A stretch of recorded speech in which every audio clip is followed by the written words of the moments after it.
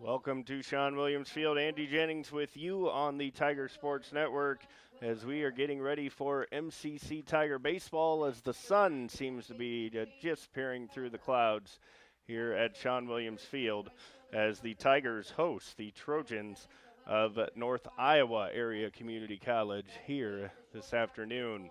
MCC comes in with a record of I believe 7-24 on the season for the Tigers, and NIACC comes in at 20-20 for MCC. They will face the NIACC lineup. The third baseman Anthony Catalano will lead it off. Ben Fitzgerald, the designated hitter, hits second. Fox Liam, the first baseman, bats third. Will Sturrick, the center fielder, will be in the cleanup spot. Shane Kelleher, the second baseman, will hit fifth. Carson Parker's the right fielder. He bats sixth. Gabe Eckstein is the left fielder batting seventh. Jacob Hansen, the shortstop, hits eighth. And Ross Cochran, the catcher, bats ninth. For the Tigers around the outfield, Ryan Carter's in left field. Tyler Coleman is the center fielder. Trayvon Hughes will get the start in right field. Tom Jostin's over at third base. Candido Encarnacion is the shortstop. Rice Vineyard is the second baseman. Cole Juergens is over at first base, and behind the plate is Eli Bergeron. On the mound for the Tigers, Blake Lindsay. He's a freshman left-handed pitcher from Center Point. Also, he transfer in from NIACC. So Lindsay will get the start for the Tigers. This is his first start of the season. He's 0-1, 11.42 earned run average. He's made 8 appearances out of the bullpen, 8 2/3 innings. He allowed 12 hits, 11 runs, 11 earned runs, 13 runs overall. He's walked 10, struck out 4. And this is a busy week for the Tigers. They play NIACC here in a 9-inning game and then play basically 5 games against Iowa Western over the weekend since they have to finish a game on Saturday morning here at 11 a.m. But we'll have more on that later. So Anthony Catalano steps in for the Trojans. First pitch is just off the plate for ball 1. A 1-0 count. NIACC is a big home run hitting team. They've hit 43 home runs on the season. The Tigers have hit 32, so it could be one of those slugfest type of games. And quickly behind on the count is Lindsay at 2 balls and no strikes. Catalano comes in with a .304 batting average, 3 home runs, 23 RBIs. A 2-0 pitch coming. It's lined down the third baseline and foul. 2 balls and a strike. As Catalano digs back in, the freshman third baseman for NIACC. The 2-1 misses high, 3-1. Sometimes Lindsay's had trouble with control. He has walked 10 in a little over 8 innings. 3-1 pitch coming. That's on the, well, nope, must have been a little bit off, and that's the leadoff walk to start the game for Catalano. These two teams met on April 16th in NIACC. NIACC was able to win the game 5-3. Tigers led 2-0 till the 5th when NIACC tied it at 2. Then were able to score a run in the 6th, 2 in the 7th. MCC got 1 in the 8th, but fell short, losing 5-3 in that one. That was at Mason City. So Catalano leads from first. Now Fitzgerald steps in and takes a strike. Just the second strike thrown for Lindsay, and this is a dangerous hitter, and Ben Fitzgerald, 6 home runs, 33 RBIs on the season. On deck, the first baseman, Liam, an 0-1 pitch coming. Catalano not going anywhere. Fastball misses high, delayed steal. The throw is on the left side of the bag, and he's in there safely. So Catalano steals second. 1 ball, 1 strike as that pitch missed high. That's the 12th stolen base for Catalano. He's only been caught once. So now runner in scoring position with nobody out here in the top of the first inning as Lindsay looks in. The pitch. It's popped up. Over into foul territory is Juergens. He's got a play. He'll backpedal a couple steps, make the catch, And there's one away. So big first out for Lindsay as he gets Fitzgerald to pop out. Now he'll face another big left-handed hitter in Fox Liam. 345 hitter, 10 home runs, 42 RBIs. So a dangerous hitter. One of the reasons the Tigers going with the lefty to start the game is all this left-handed power for NIACC. As Lindsay checks the runner at second, now comes to the plate, and the fastball off the glove of Bergeron, and the runner will advance. Well, that will go as probably a pass ball. And the count goes to 1 ball and no strikes on Liam. Now the umpire wants the feel for the baseball, and he doesn't like the feel of it, so he's going to get a new one. 1 ball, no strikes. Top of the first inning. This one's set for 9 here today at Shawn Williams Field. Just underway a little after 3. Here's the pitch. It's driven out towards deep left field. Over is Carter into foul territory. He's not quite going to get there. And the ball is just a long foul ball. Looked like he stumbled a bit. I don't think he dove, but stumbled a bit out there once he got to the warning track in foul territory. The wind not blowing too hard here today. The flag just slightly moving. Now 1 ball, 1 strike count. The pitch misses high and in. 2 balls and a strike on Liam. He's got 8 doubles, 10 home runs, so 18 extra base hits, 40 hits on the season, and he's the top RBI guy for the Trojans with 42 runs batted in. The 2-1 pitch, and he hits him right in the shoulder. So a hit by pitch for Liam. That's the 8th time he's been hit by a pitch, and that'll bring up Will Sturrock, the right-handed hitter, a .383 hitter, 5 home runs, 14 RBIs. Well, now Lindsay has an opportunity if he can get a ground ball here to get out of this inning. There's a good first pitch strike. That might be the first one. Well, I think he threw a first pitch strike to Fitzgerald too, and then got him to pop out in foul territory. No balls and a strike here on Sturrock. The pitch. It's a little chopper and quickly ahead at 0-2. Well, Knight got a runner to third after Catalano walked. Then he stole second. Got to third on the pass ball, and now the walk or the hit by pitch of Liam. But Lindsay's gone 0-2 on Sturrock. The pitch. It's a ground ball to third. Jostin playing back will go to second. Gets the out. Run will score. And it's 1-0 NIACC, but able to get the out is Jostin at second as he threw it on to Vineyard. 5-4 on the putout. Fielder's choice for Sturrock, so he'll be on first base. He's got 2 stolen bases, been caught twice, and that'll bring in Shane Keller.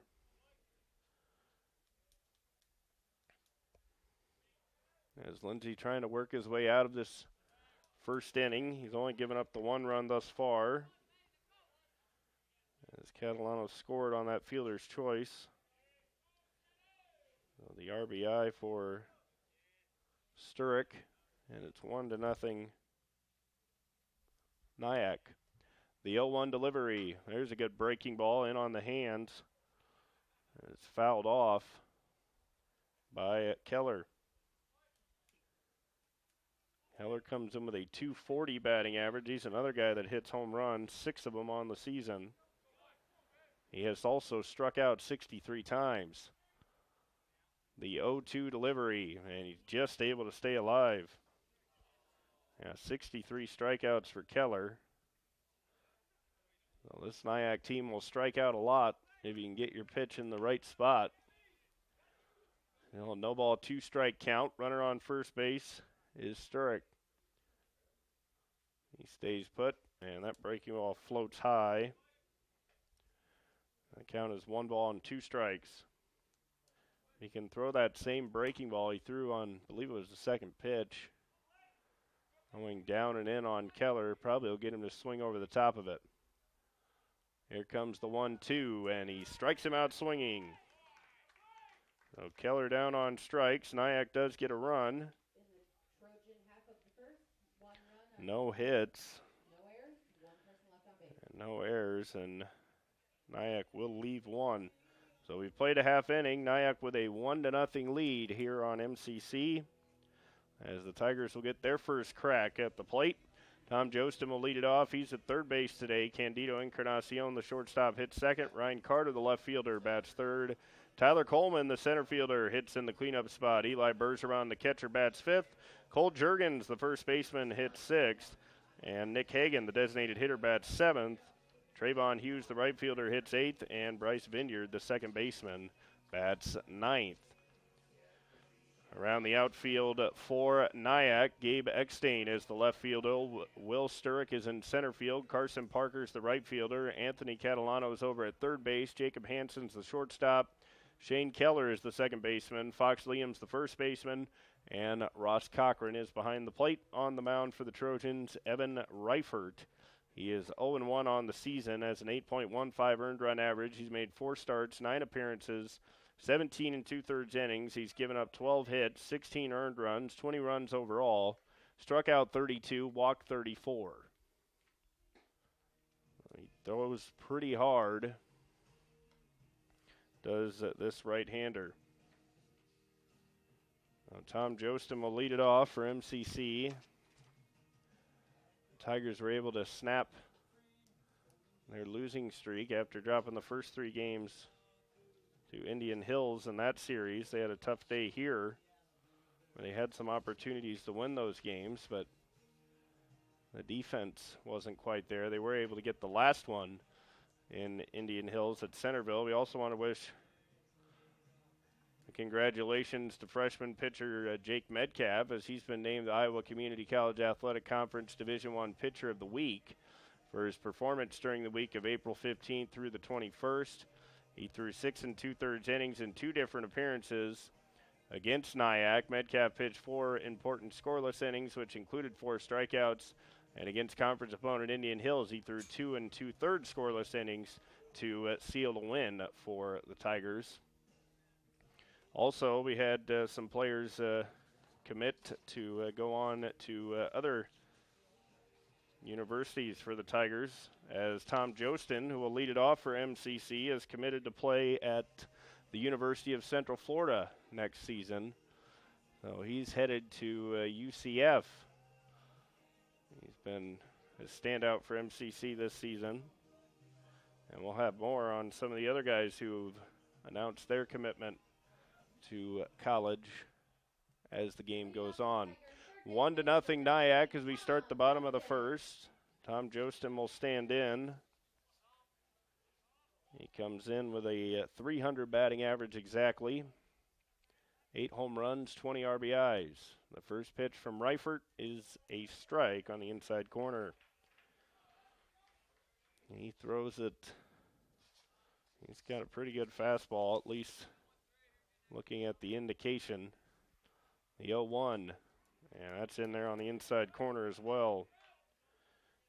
His problem looking at his stats has been control, because he's struck out 32, but he's walked 34, so he doesn't always spot that fastball the way he spotted the first 2. The 0-2 pitch, and misses well outside this time.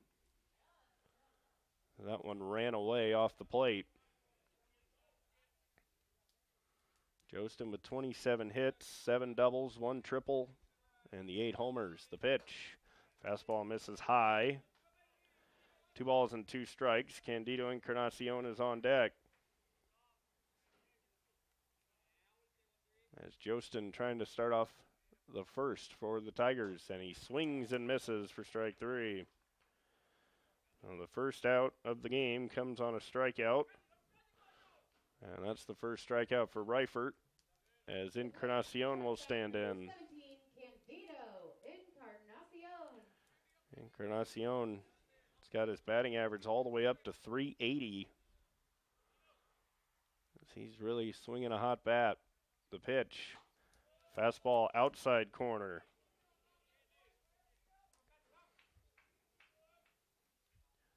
Well, no balls and a strike on Candido.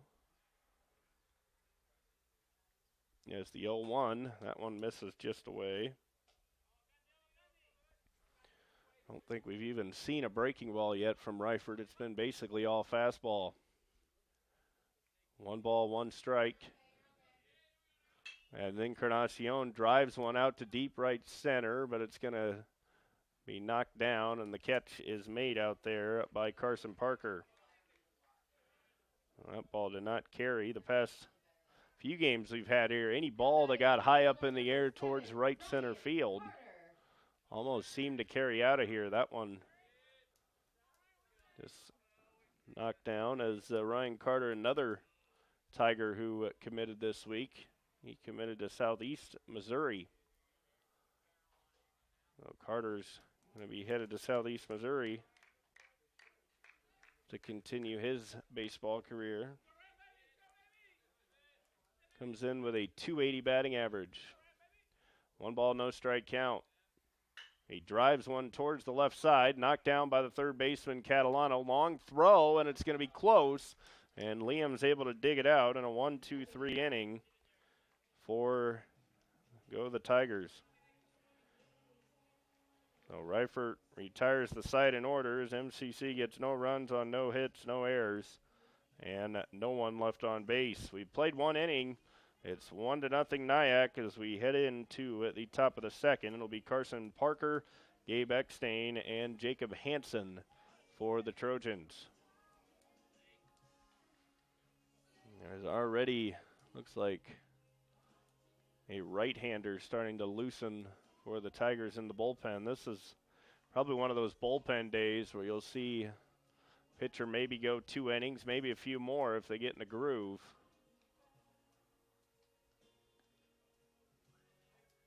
But the Tigers with all those games this weekend against Iowa Western.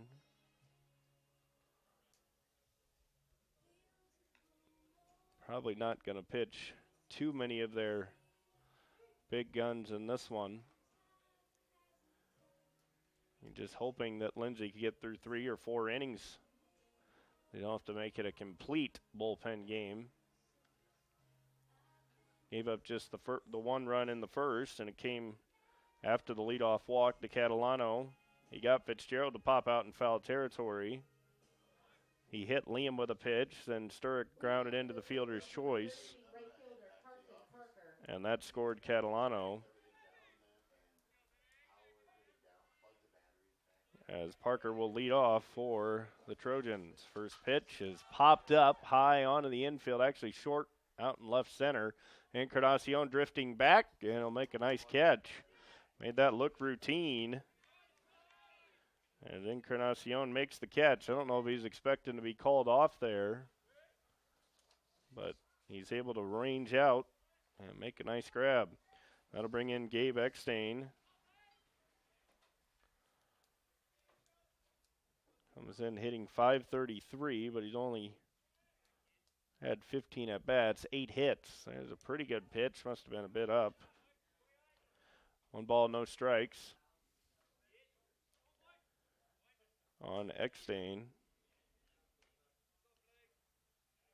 He does have 1 double, and that one's going to miss up as well. 2 balls and no strikes. Lindsay walked 1 in the first inning. And he also hit a batter. Here we are in the top of the second with 1 out. There's one on the inside corner for a strike. The count goes to 2-1. A 2-1 count, 1 out. The pitch. It's driven deep down the left field line, but well out in front of it. And the count even at 2 balls and 2 strikes. Another nice day for junior college baseball here at Shawn Williams Field. 63 degrees. Winds out of the south at 8. 2 ball, 2 strike count. The flag really not even blowing right now. This pitch is drilled out to deep left center field. Long run for Carter. Coleman on the run. Not going to get it. It bounces up against the fence. On his way into second with a double is Eckstein. Oh, a one-out double for Gabe Eckstein. And he's in scoring position for the shortstop, Jacob Hansen. Hansen just 192. So at the bottom of the order, so if Lindsay can get Hansen and Cochran. And Cochran only a 165 hitter, so he's got the right guys at the plate. Just about executing your pitches. The pitch. There's a good one for a strike. He started that breaking ball at the hitter. And the count goes to no balls and a strike.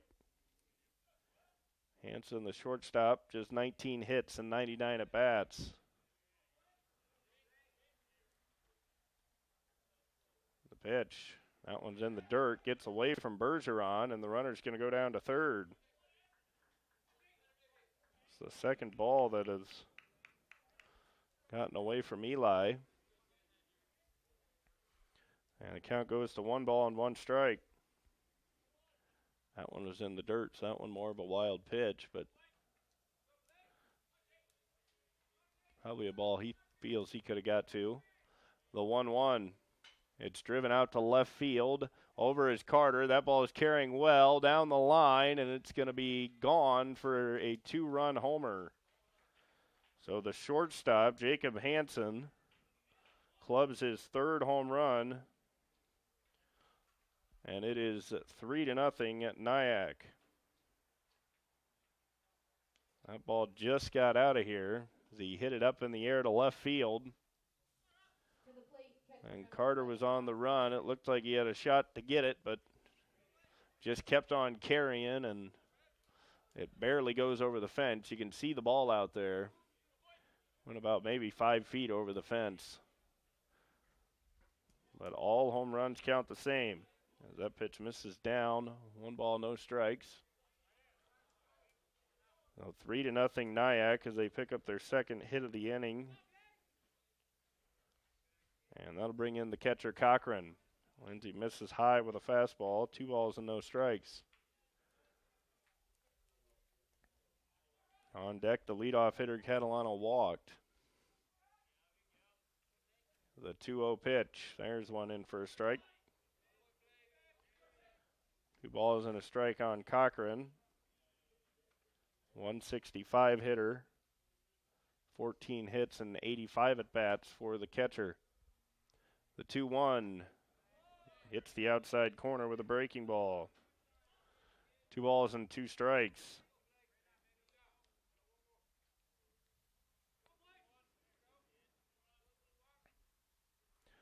As Lindsay looks in, the pitch. It's a ground ball left side, and that's going to roll through for a ground ball single. And the number 8 and 9 hitters who came into the game not hitting very well have hurt Lindsay in this one. Hansen was a 192 hitter coming in. He hits a 2-run homer, and then Cochran just 165, able to find a hole with a ground ball. And now back to the top of the order with the leadoff hitter, Catalano. And he drives one towards the left side. Jostin tried to scoop it, and he's going to be unable to get it. He was trying to turn that into a double play, but instead it's going to be an E5.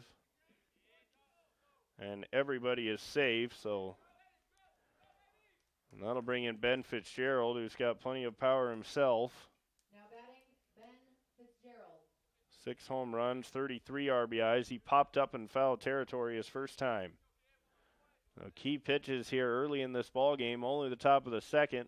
You don't want things to get away from you. As Lindsay's able to find the outside corner with a strike. Runners on 1st and 2nd. Cochran's at 2nd. Catalano is down at 1st. And one thing with Cochran on, you know Catalano won't be stealing because he's a really good stolen base guy. As this ball is popped up, foul territory, but it's going to be out of play. And the count is no balls and 2 strikes. Fitzgerald has struck out 50 times on the season, so he is a guy that will strike out. He can get the pitch in the right area. As Lindsay has him behind on the count 0-2. See if he goes breaking ball in the dirt, try to get him to chase the pitch.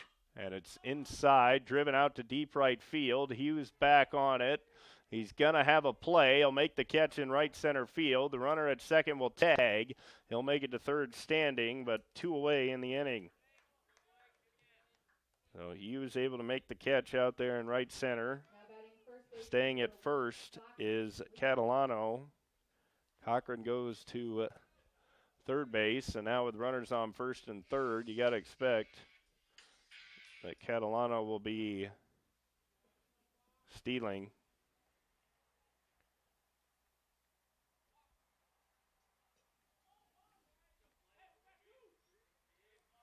As Liam stands in, he was hit by a pitch in the first. And he takes down for ball 1. 1 ball, no strikes. 2 away here in the top of the second inning. NIACC scored 1 in the first, then the Tigers went down in order in their half of the first. Then a 2-run homer here, and this ball is hammered out to deep right field, and that ball is long gone, and it is 6-0 on a 3-run homer by Fox Liam. His 11th of the season. You knew off the bat that was trouble. And that brings everybody home. Cochran scores from third, Catalano from first, so he doesn't need to steal, and looks like MCC is going to go to the bullpen. A right-handed pitcher coming on for Blake Lindsay, who goes just 1 2/3.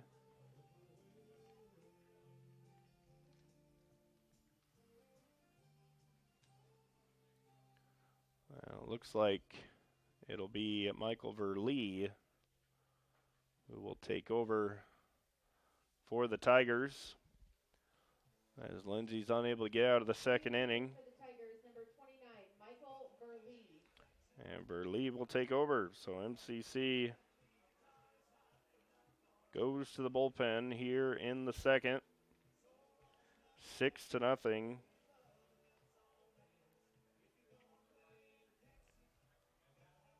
NIACC on just 4 hits, their second home run of the game, second home run of the inning. 1 a 2-run shot by Hansen, and that a 3-run shot by Fox Liam. He's now hit 11 home runs and driven in 45. There are some power hitters on this NIACC team. We knew that coming in with the 43 home runs for the Trojans. MCC themselves have been a home run hitting team. They have 32 home runs, so you know the Tigers falling behind here early. We've seen them capable of putting together comebacks. As Verlee will come on. In 7 appearances, he's pitched 7 innings, 11 hits, 11 runs, 9 earned runs, 6 walks, 5 strikeouts, 11.57 earned run average. He pitched very well against Indian Hills in that first game.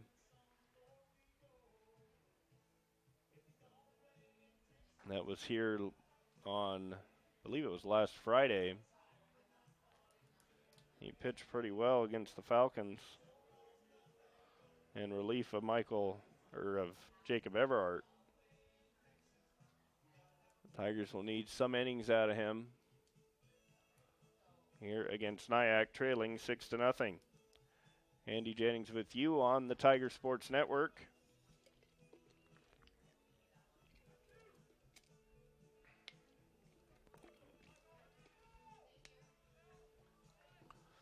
As the right-handed hitter Sturrock will stand in.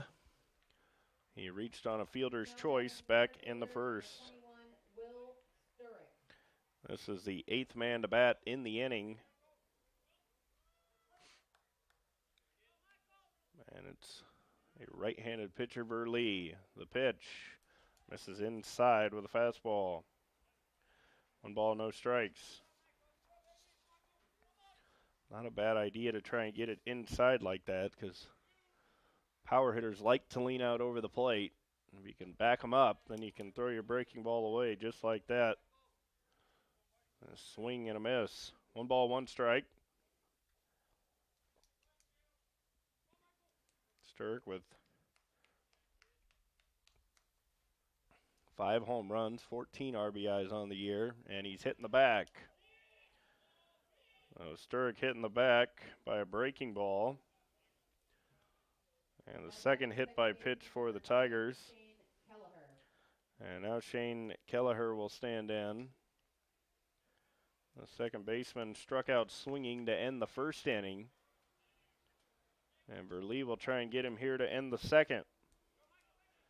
The Tigers will have their 4, 5, and 6 batters coming up in the bottom of the second. Verlee trying to get out of this inning without any more damage. There's a good fastball on the outside corner to strike. As Raymond Colazo heads down to the bullpen. So no balls and a strike here on Kelleher. Leading from first is Sturck, the 0-1. Swing and a miss, 0-2. Kelleher has struck out 64 times now. Well, if you elevate that fastball, he's liable to chase. The 0-2 pitch here coming from Verlee. The runner fakes like he's going. Tried the little front door. Looked like a slider. Couldn't get it to come all the way back to the inside corner. 1 ball, 2 strikes. 2 outs. Top of the second. 5 runs in here in the inning for NIACC. A 6-0 Trojan lead. The pitch, swing and a miss. He struck him out. So Kelleher strikes out for the second time. 5 runs on 4 hits, 1 error. But NIACC does damage as they score 5 runs on 4 hits. Tigers make the 1 error, and they leave 1. We've played 2. 6-0. NIACC has jumped out in front. As the Tigers will go back to work, they'll face Evan Reifert. It'll be Tyler Coleman, Eli Bergeron, and Cole Juergens. As Reifert was very good in that first inning. He retired the Tigers in order, got a strikeout from Jostin swinging. Encarnacion flew out to right, and Carter bounced out to third. Well, Coleman will come to the plate here to start the Tigers half of the second, trailing the Trojans 6-0.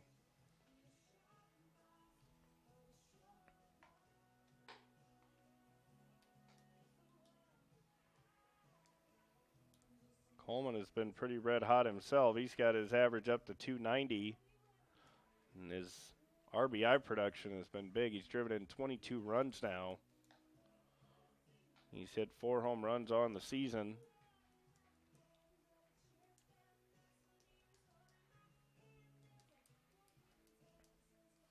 And he's really been putting everything together here as we're getting to closer to the end of the season when you want to be peaking.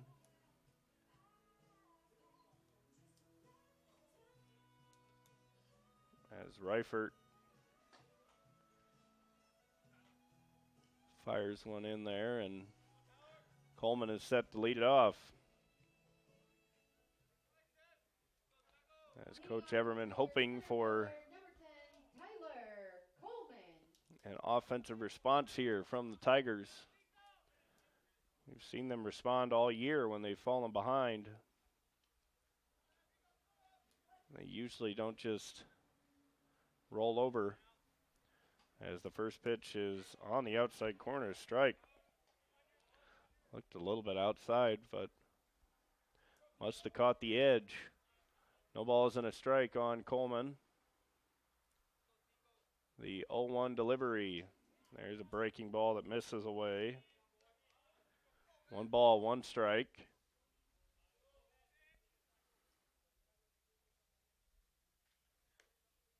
So the 1-1 count. And that is well in the dirt. He spiked his fastball in the dirt. You don't see that too often. When Reifert has that fastball right, he's tough to hit. He's only allowed 12 hits in 17 innings as he throws the fastball right by Coleman. I mean, it's fastball, fastball, fastball. Now a 2-ball, 2-strike count.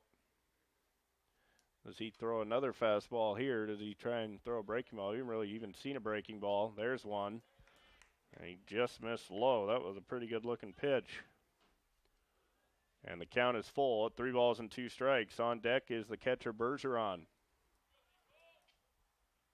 6-0 NIACC, the 3-2 delivery. Misses high, ball 4. So leadoff walk for Tyler Coleman to start the second inning.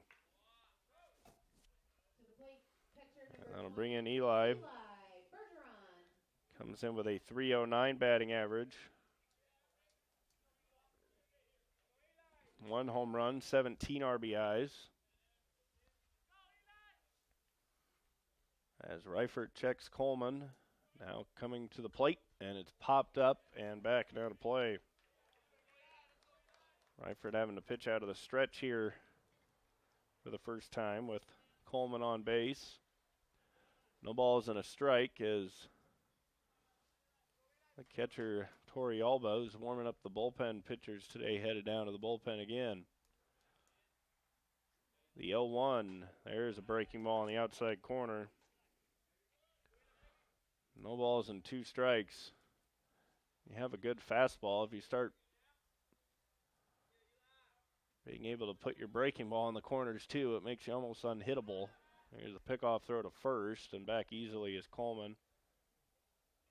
Tyler stolen 5 bases, been caught twice.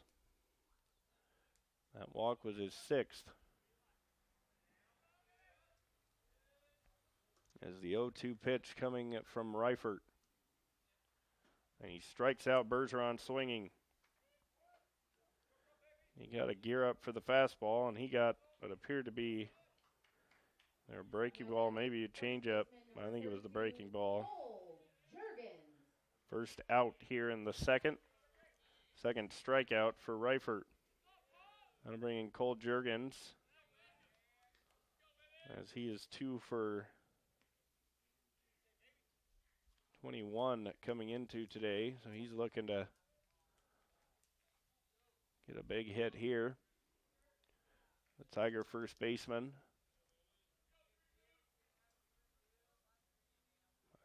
Got to be sitting fastball. He got it, and he drove it out of play as Coleman was on the move there.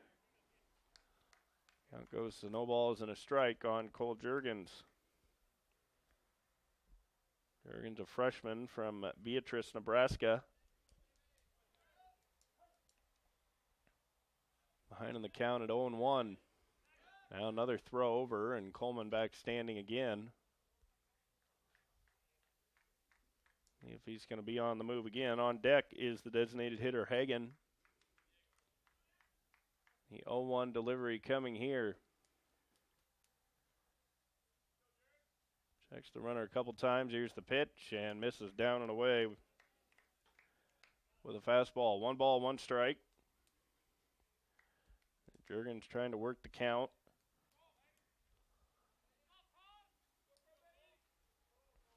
Looking for something he can drive right back through the middle. The 1-1. There goes the runner, Coleman. Here comes the throw to second. It skips into center field, and Coleman is into second with a stolen base. So the sixth stolen base for Tyler of the season. And he's in scoring position as that pitch missed, so it's 2-1. And the first runner in scoring position for MCC here today comes in the bottom of the second. Juergens an opportunity to plate the Tigers' first run, trailing 6-0. The 2-1 pitch here from Reifert. He takes down ball 3. So 3 balls and a strike on Juergens as he's looking to draw his third walk. And now you're probably getting fastball here, so you got to load up for it. The 3-1. He missed away with a fastball. So 2 walks in the inning by Ryford, and now the Tigers with runners on first and second, and that'll bring in the designated hitter, Nick Hagan.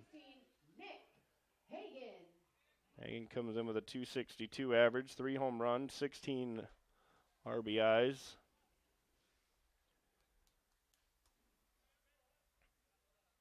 As Coleman leads from second, Juergens from first. The pitch, missed down, ball 1. This has been the deal with Ryford. And it's going to be a quick mound visit. And Coach Hergert doesn't even want the catcher out there. Going to take care of himself.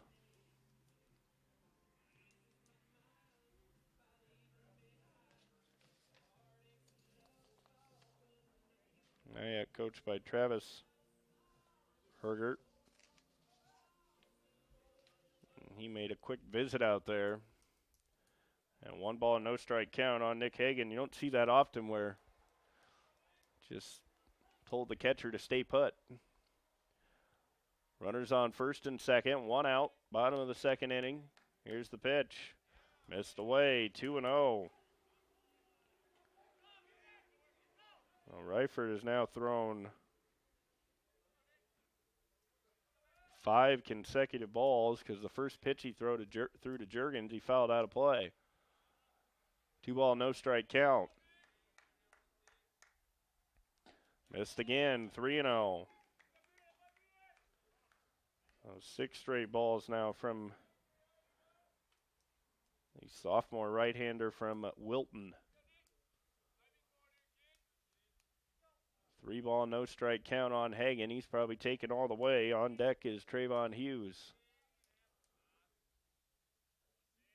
The 3-0 pitch coming. Right down the middle for a strike. Now can Hagan get that same pitch and put a good swing on it? We've seen him drive one out of here to right field in a game earlier this season. Comes a 3-1 pitch. And it's just off the plate, ball 4, 3rd walk of the inning. And the Tigers have loaded the bases with just 1 out. And that'll bring in Trayvon Hughes. And he steps in. Trayvon looking to deliver here. Just looking for an easy base hit. Right now, you want to make sure you're swinging at a strike. Missed high with a fastball. So after Ryford looked unhittable in that first inning, struck out Jostin, got Encarnacion to fly out, and then Carter to ground out. He's ran into trouble with his command here in the second. 3 walks in this inning and a 1-0 count on Hughes with the bases loaded. And he just hit the outside corner. And the count goes to 1 ball and 1 strike on Trayvon. Hughes, a .275 hitter. He's driven in just 5 runs. Hoping to do the job here and come up with a big hit. 1 ball, 1 strike count. Breaking ball on the inside corner, strike. That one broke right over the middle of the plate. And now Hughes behind in the count at 1-2. I think you're probably going to get a high fastball here. The 1-2 pitch. Here it comes. It's another breaking ball, and Hughes able to spoil it. And we'll stay at 1 ball and 2 strikes. As Collazo warming in the MCC bullpen. 1-2 count. As Hughes trying to put it in play. The pitch, swing and a miss through the high fastball, and he chased it. The 3rd strikeout for Ryford. 2nd out of the inning, and that'll bring in Bryce Vineyard. The Tigers still have the bases loaded, but now 2 outs. And the MCC needs something They get momentum going back in their direction after 2 home runs from NIACC in the first 2 innings has boosted them to a 6-0 lead. The pitch, that missed up. 1 ball, no strikes on Vineyard. The second baseman's played in 16 games, 24 at-bats. He's got 4 hits, looking for his 5th one right here. The big hole on that left side, if he can pull it. The 1-0. There's a fastball on the outside corner, a strike. MCC loaded the bases with 1 out after the walk to Hagan. The strikeout of Hughes, and now 1-1 here on Vineyard. The pitch, inside a ball. On deck is the leadoff man, Jostin.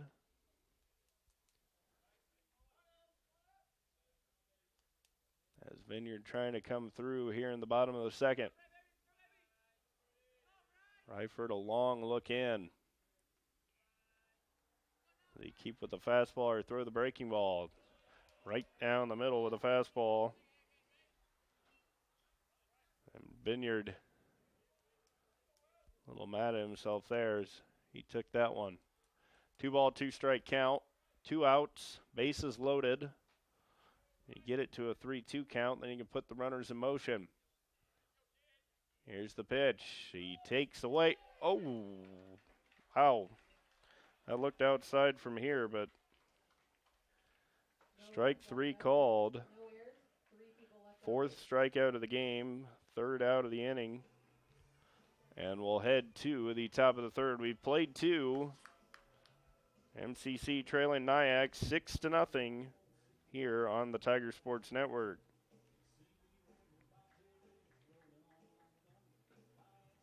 MCC, no runs, no hits, no errors. They leave 3. That was a problem versus Indian Hills last Friday. They had trouble capitalizing when they got the big opportunities, coming up with those clutch hits.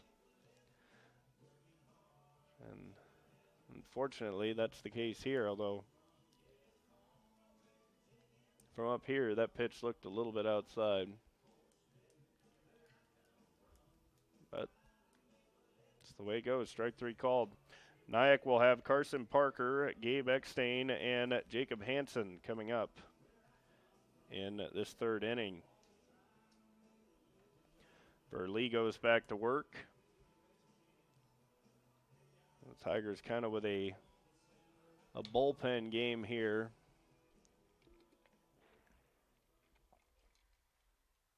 As they started with Blake Lindsay, he only went 1 2/3. Burley came in. He hit Will Sturrock, but then got Kelleher to strike out, his 2nd strikeout of the game. And now Carson Parker, who popped out to short his first time in short left field, will stand in. 1 ball, no strikes. A 1-0 count on Parker. And he drives this one straight up into the air. Jostin will range into foul territory. He's got a play. He'll make a nice catch. And there's 1 away. On F5 on the putout, and that'll bring in Gabe Eckstein. He hit the long double to right to left center field as he split the gap with Coleman and Carter. And it bounced once and went up against the fence. And the next batter, Hansen, hit the home run. There's a fastball in the inside corner, a strike. Where Lee's kind of got that sidearm motion just a bit. Count goes to no balls and a strike.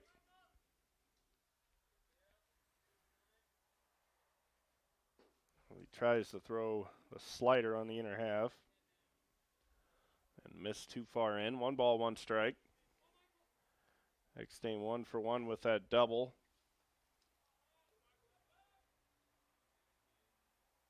That was his first double of the year as that pitch misses away. On deck, the shortstop Hansen. He hit the 2-run homer Just barely got over the left field fence. That was part of a 5-run NIACC second.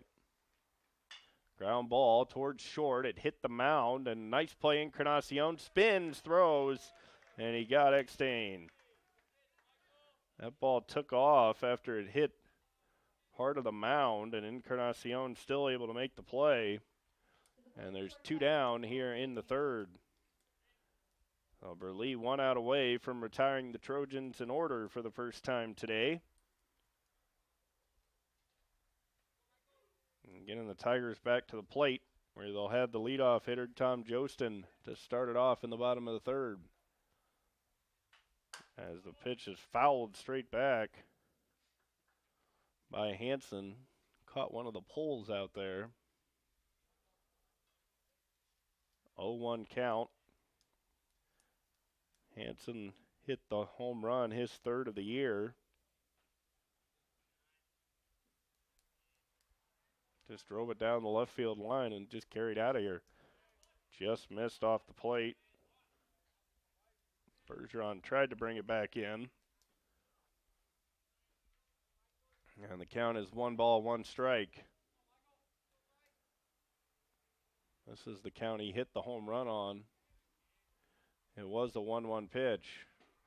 And that one will hit the outside corner this time. So Burley ahead at 1-2 strikes. Hansen has struck out 40 times. Really up and down this NIACC lineup. They've had quite a few strikeouts. The 1-2 strike pitch, and he struck him out swinging. Good pitch, and a 1-2-3 inning for Burley. As he retires the Trojans in order. No runs, no hits, no errors. For the first time today, NIACC unable to play to run. We've played 2.5. MCC trailing 6-0. They'll come to bat here in the bottom of the third. It'll be Tom Jostin, Candido Encarnacion, and Ryan Carter, as they'll face the pitcher, Evan Reifert, for the second time here in the bottom of the third inning. Jostin struck out swinging on a 2-2 pitch. Reifert actually struck out the side in the second, even though he walked 3 in the inning. So if you're going to put you in a tough spot if you're the Tiger hitters, because he's so wild sometimes that you want to take pitches, but then if you get behind 0-2, then it really puts you in a bind. Jostin will stand in to lead it off, as Reifert has been hitting that outside corner quite a bit against the righties. The lefties, it'd be the inside corner.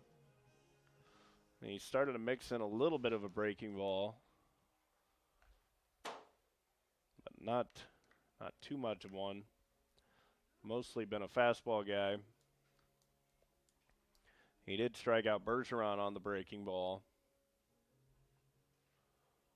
And you can definitely hear the glove popping when he throws that fastball.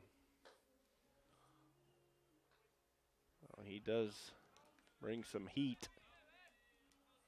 As we start the bottom of the third, Tigers trailing 6-0. It'll be Tom Jostin to lead it off. Third baseman, number 13, Tom Jostin. He's 0 for 1 with a strikeout. Just joining us, Tom committed to play at Central Florida next year. He'll be going D1, play for UCF. As that pitch misses away. 1-ball, no strikes. On Jostin. If he can get a fastball in an area, he can hit it. And he tried to hit that one, but it was just a little bit past him. 1-ball, 1 strike. Here on Jostin. He swings and misses again for strike 2. That pitch looked a little bit up. Anything above the hands, when a guy throws this hard, it's going to be pretty hard to be able to connect. You want to get a pitch down if you're going to hit it. The 1-2. That breaking ball misses high. 2 balls and 2 strikes. With the pattern of the pitcher, Reifert, you got to be thinking he's coming back with a fastball. Probably a fastball up, but we'll see. The 2-2, and he threw the breaking ball down and in. And Jostin able to lay off. Now the count is full at 3-2. They usually say if you'll throw a pitch 2-2, you throw that same pitch 3-2. We'll see if that's the case here with Reifert. The pitch, he throws the fastball right by him. And that's the 5th punch out already for the pitcher, Reifert, who has yet to allow a hit.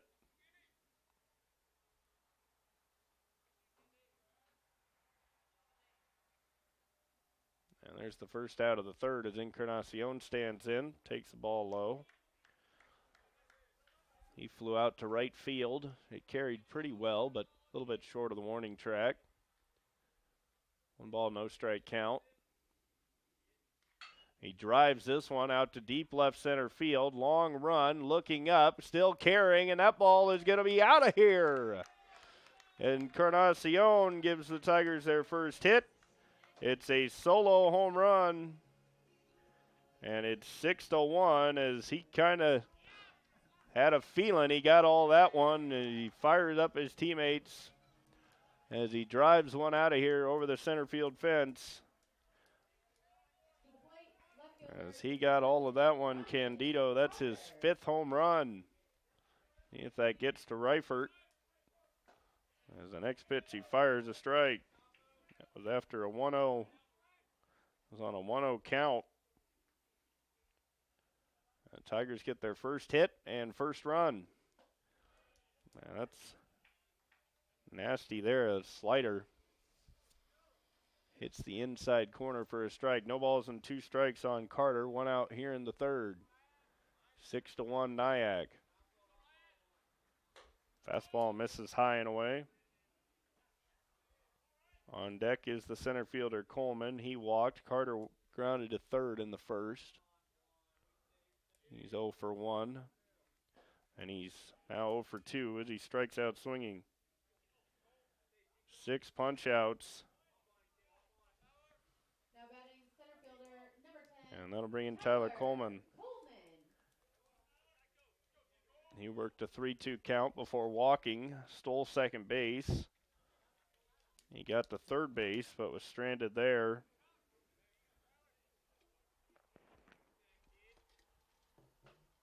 And he takes a pitch inside. As that home run by Encarnacion landed just outside of the trees out there. And this ball is hammered towards right field. Long run over.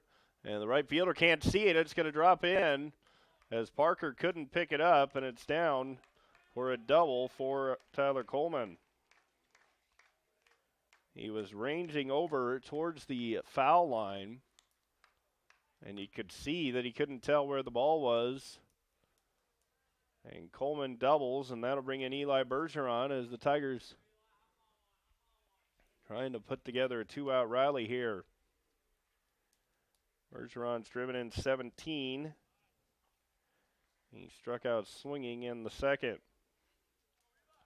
As the sun's shining now, as that affected that ball.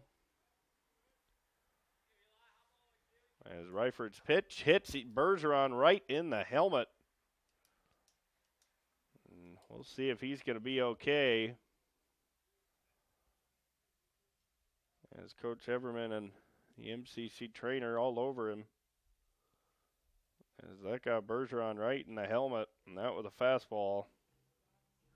That wasn't a breaking ball, and this guy Reifert throws hard. We'll see if Bergeron can stay in the game.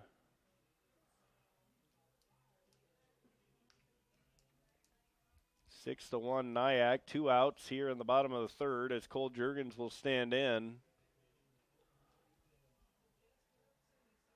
The quick on-field test of Eli Bergeron. As that fastball got him right in the helmet.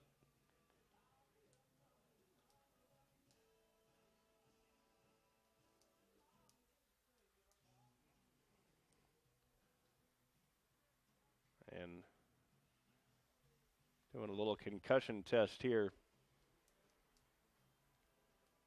It looks like he's going to be good to stay in, so good news there for the Tigers, as Bergeron's okay. That was scary there. Batting for the Tigers, first baseman number 32, Cole Jurgens. And that'll bring in Cole Jurgens. He walked in the second. Tigers looking for their first hit with a runner in scoring position. They're 0 for 2 thus far. The pitch. That misses. 1 ball, no strikes. Coleman down at second. He doubled. Bergeron was hit in the helmet with that fastball. He's down at first. The 1-0. Jurgens got out in front of that one. Pulled it foul. He was on it, though. 1 ball, 1 strike count. On deck is the designated hitter, Hagen. He also walked in the second. Runners on first and second. 2 outs, 1 ball, 1 strike. NIACC with a 6-1 lead. Jurgens trying to cut into that right here, and he swings over a breaking ball. Coleman's going for third to throw at the tag, and just able to beat the throw. That was a close play, but Coleman's able to get to third base, and now they count 1 ball, 2 strikes. Jurgens swung through that last pitch. You try to avoid the strikeout here, just put it in play. Hope you find a hole. The 1-2. He grounds one left side, but Catalano will field on the hop, fires across, and it's in time to get Jurgens, and the Tigers will strand 2. Put it in play, but unfortunately right at the third baseman. The Tigers do get their first 2 hits of the game. They score a run on the home run by Encarnacion. They get 1 run on 2 hits, no errors, and leave 2. MCC's left 5 on base through 3 innings. Michael Verlieb will go back to work here in the top of the 4th. He will face Ross Cochran, Anthony Catalano, and Ben Fitzgerald. Verlieb had a 1-2-3 inning in the 3rd. He'll try to duplicate that right here. Cochran, the catcher, singled in the 2nd and scored on the 3-run homer by Fox Liam.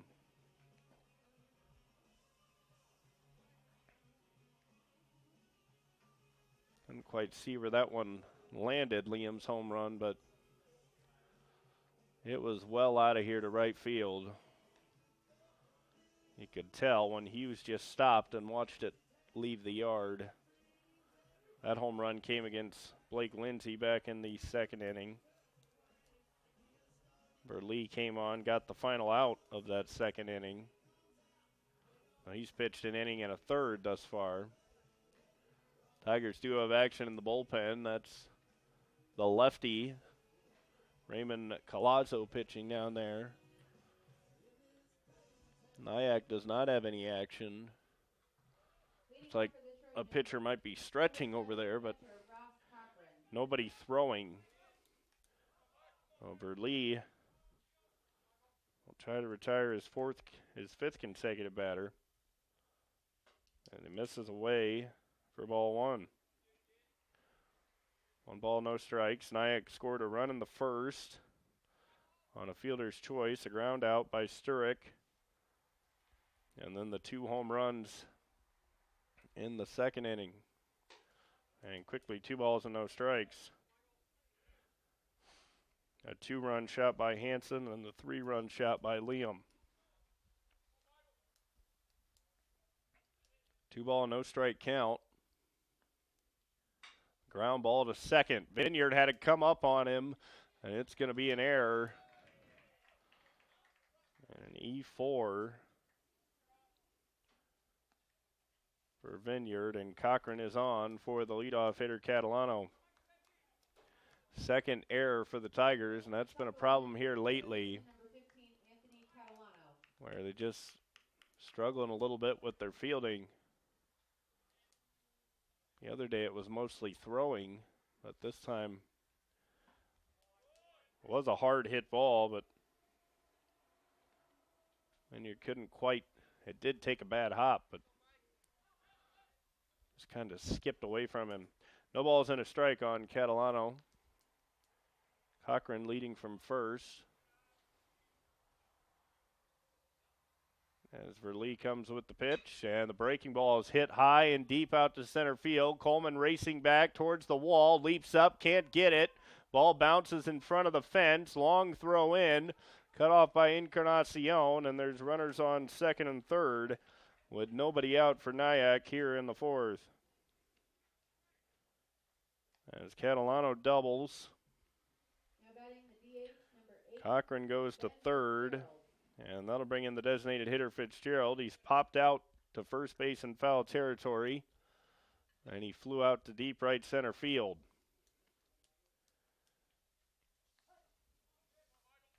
But nobody out here in the fourth, already 6-1. NIACC with the lead. Verlee trying to limit the damage. Throws a fastball right by Fitzgerald on the outer half. 0-1 count. Fitzgerald's 0 for 2. And Bergeron and Verlee, a quick conversation.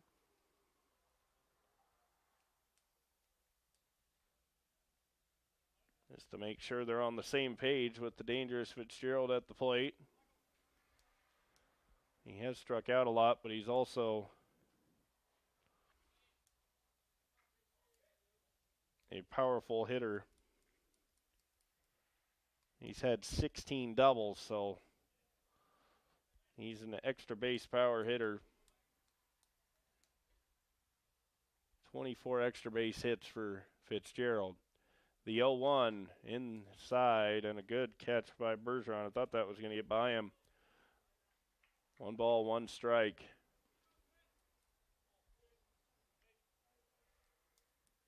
Nobody out here in the top of the fourth. 5 hits now for the Trojans. As the 1-1 pitch. It's a little bloop into short left field. Carter's coming on. Is he going to get there? He will. He's going to come up throwing. The runners are going to put on the brakes. A good throw in and a nice play by Ryan Carter out in left field. Got a good jump on that ball. Off the bat, that looked one of those balls that just falls in, where you're playing back against a power hitter like that, and it's just a blooper off the end of the bat that just falls in for a double and scores 2. But Carter with a good jump on the ball, able to get there and hold the runners. So now 1 out, still runners on second and third, and that'll bring in the dangerous Liam, who hit his 11th home run just a moment ago. Verlee's pitch, outside corner, a strike. You don't want to go inside and miss over the plate on this guy. No ball, 1 strike count. As Verlee, a long look in. Now he's got the sign he wants. The 0-1 pitch. There's a fastball on the inside corner. Now the count 0-2, so Verlee can play with some pitches here. Liam has struck out 38 times, but he's walked 39 times, so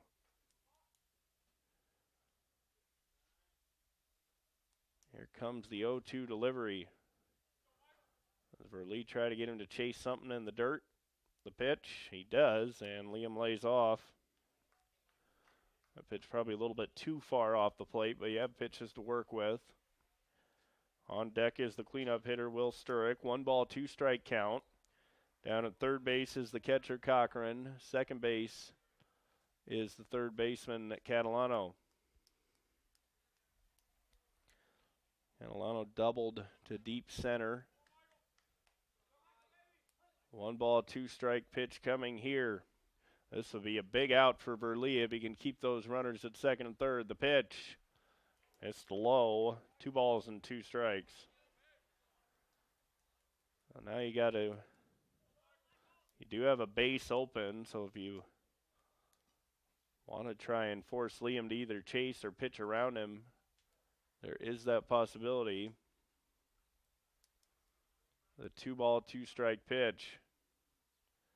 Breaking ball just missed off the plate. Tried a little backdoor curveball, maybe backdoor slider. It's where you started off the plate and try to hit that outside corner. But just a little bit off the plate. Now the count 3 balls and 2 strikes. Probably going to stay away again here. Burley coming with the pitch. And he throws the pitch right by him on a fastball. Big strikeout. So 2 away here in the 4th, and the runners still standing at second and third. Number 21, center fielder, Will Sturrick. This would be quite a job to get out of this with runners on second and third and the 2, 3, and 4 hitters coming up. He's 2/3 of the way there as he got Fitzgerald to fly out to left and struck out Liam swinging. Now up to get Sturrick. Here's the pitch. Missed inside. 1 ball, no strikes. Sturrick with 1 RBI in the game. He's 0 for 1. Also been hit by a pitch. And that was Verlee who hit him. That was the first batter he faced coming on in the second inning. The 1-0 delivery. He swings and misses. 1 ball, 1 strike. 6-1, NIACC with the lead. 1-1 count here on Sturrick. 2 outs, runners on second and third. Verlee trying to work himself out of this jam. Swing and a miss on a slow breaking ball. 1 ball, 2 strikes. And now a chance to put Sturrick away. He struck out just 13 times on the season. That's a big pitch here for Verlee. The 1-2. It misses inside as he lost his hat.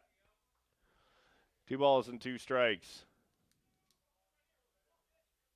NIACC with 5 hits thus far. They've out hit MCC 5-2. The Tigers got their first run an inning ago on the Encarnacion solo homer. The 3rd home run already hit in this game. 2 by NIACC, 1 for MCC. The 2-2. High, 3-2. Now this is an interesting spot because Kelleher struck out twice in his first 2 at-bats. So the 3-2 pitch here to Sturrick. Does he come after him or does he try and get him to chase? Still have first base open. The full count delivery. Missed away, and it gets away, but it's going to not get far enough away. And the walk will load the bases for Shane Kelleher. And Kelleher is 0 for 2 with a pair of strikeouts. Well, not a bad move to walk Sturrick. You would have rather got him out, but you still have a chance to get out of this inning when NIACC had runners on second and third, nobody out. Here's the pitch. He missed down, ball 1. This could be a big momentum builder for the Tigers if they can get out of this without allowing a run. 1 ball, no strike count on Kelleher. The pitch. That's in there for a strike. The count goes to 1-1. Kelleher struck out in the first and struck out in the second, both times swinging. And both times came after a 1-2 count. Lee trying to get it to a 1-2 count here. Here's the 1-1 pitch. Swing and a miss. 1 ball and 2 strikes.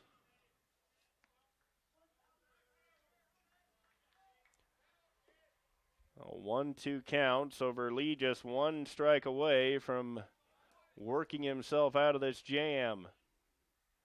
Bases loaded, 2 outs. The 1-2 pitch coming. Swing and a miss. He struck him out.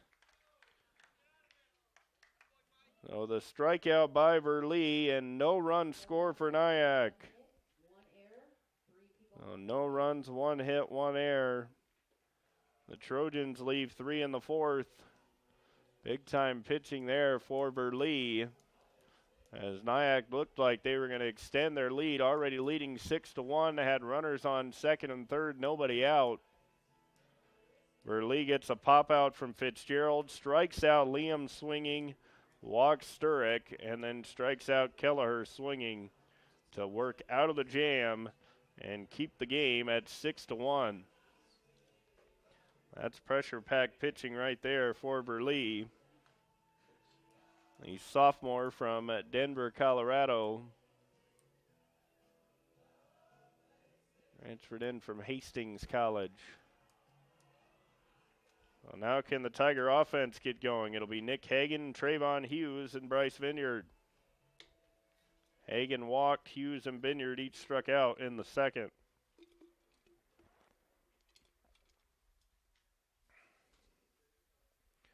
Ryford has struck out 6 through 3 innings.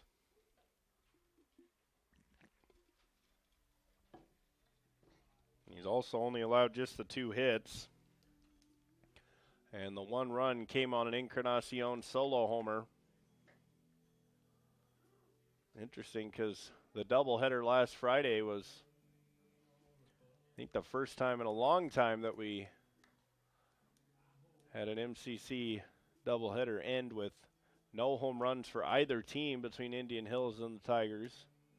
Of course, the wind was blowing in very hard that day, but still, most of the games that I've done here, there's usually been at least 1 home run.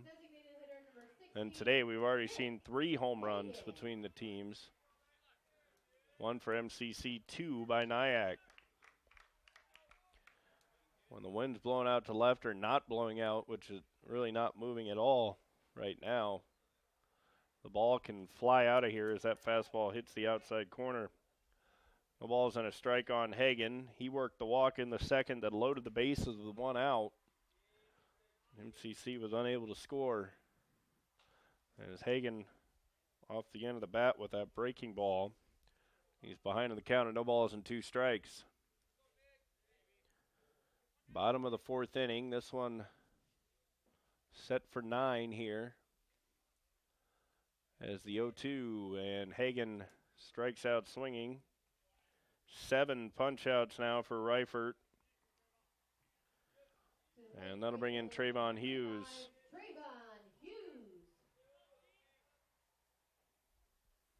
As Hughes will stand in from the right side of the plate. He struck out swinging in the second. And chose bunt. And fouls it off. No balls and a strike.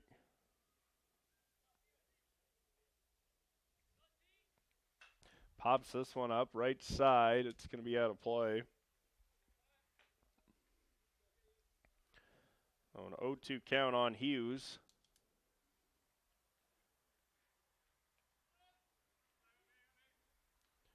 As he's trying to just put one in play. And he shows bunt again. This time pulls back. 1 ball, 2 strikes.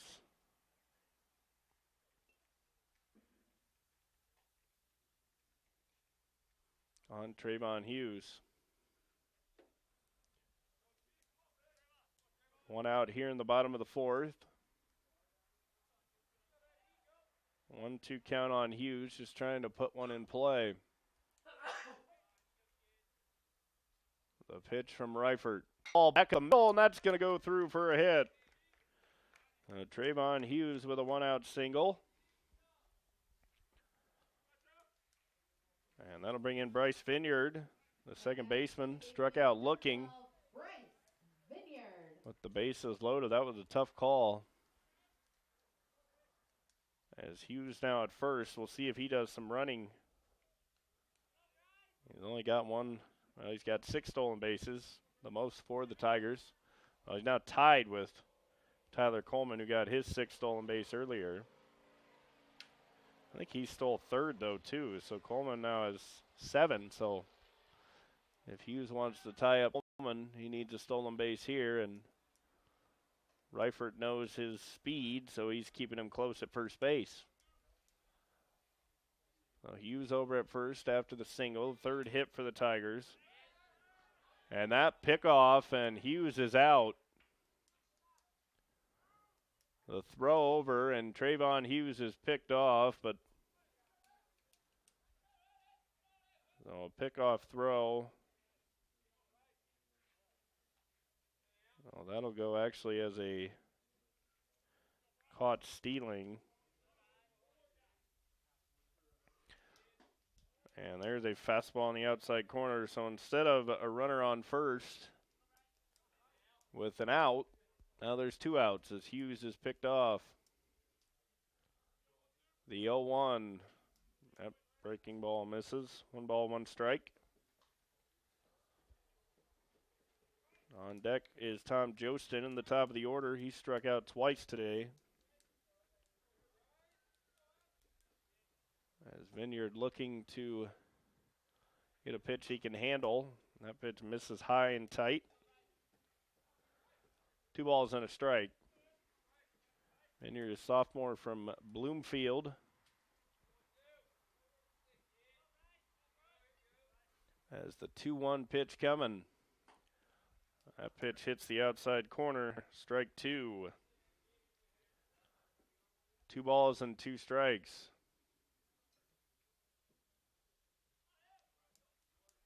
2 outs here in the bottom of the 4th. The pitch. Swing and a miss. And Vineyard tried to run, but tagged out by the catcher.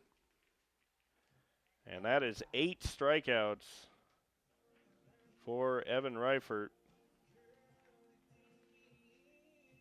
Tigers get a hit.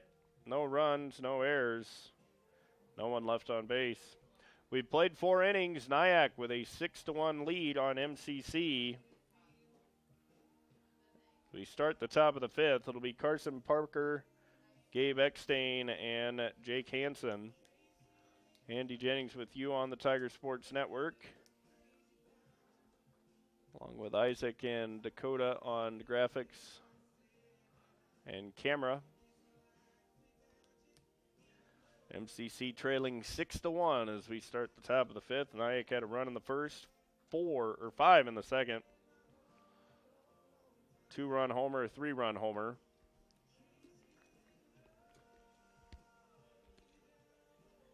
Tigers got a run in the third on a solo home run by Candido Encarnacion.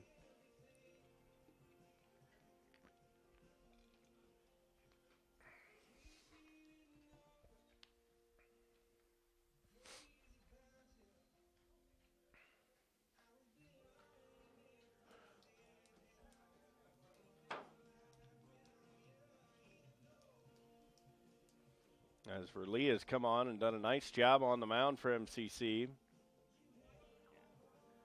He got 1 out in the second, retired the side in order in the third, and worked himself out of trouble there in the 4th after an error let Cochran get on. A double by Catalano sent Cochran to third. He was able to get out of it, facing the 2, 3, 4, and 5 hitters. He got Fitzgerald to pop out, struck out Liam, and then finally struck out Kelleher as Parker with a big swing. He was fooled on that pitch well out in front. Parker, a 365 hitter. He's 0 for 2. He's popped out to short and popped out to third in foul territory. Takes a breaking ball in the inner half. 1 ball, 1 strike. Top of the 5th inning here. It's a 9-inning ball game between the Tigers and the Trojans. NIACC beat MCC in Mason City 5-3. Here they lead 6-1. Ground ball to Encarnacion. He'll field, fire, and retires Parker. So Parker now 0 for 3 after the routine ground ball. And Verlee, last time he faced these 3 batters, got him 1, 2, 3. We'll see if he can repeat that performance here in the 5th as he faces Eckstein. All 6 runs scored by NIACC were charged to the starting pitcher Blake Lindsay. As for Lee's pitch, hits the outside corner, strike. Eckstein is 1 for 2. He's doubled, and he's also grounded to short. That was the play where the ball hit the mound and kind of ricocheted. Encarnacion got it, spun, and threw out Eckstein at first. Big, slow curveball, and Eckstein way out in front. That count, no balls and 2 strikes. For Lee starting to get a little bit of a groove here. Throwing a lot of strikes, and that is always a positive for a pitcher, especially when you're throwing him in good spots. When you miss off the plate, not on the plate. The 0-2. Swing and a miss. Same pitch, same result. Eckstein down swinging. And that'll be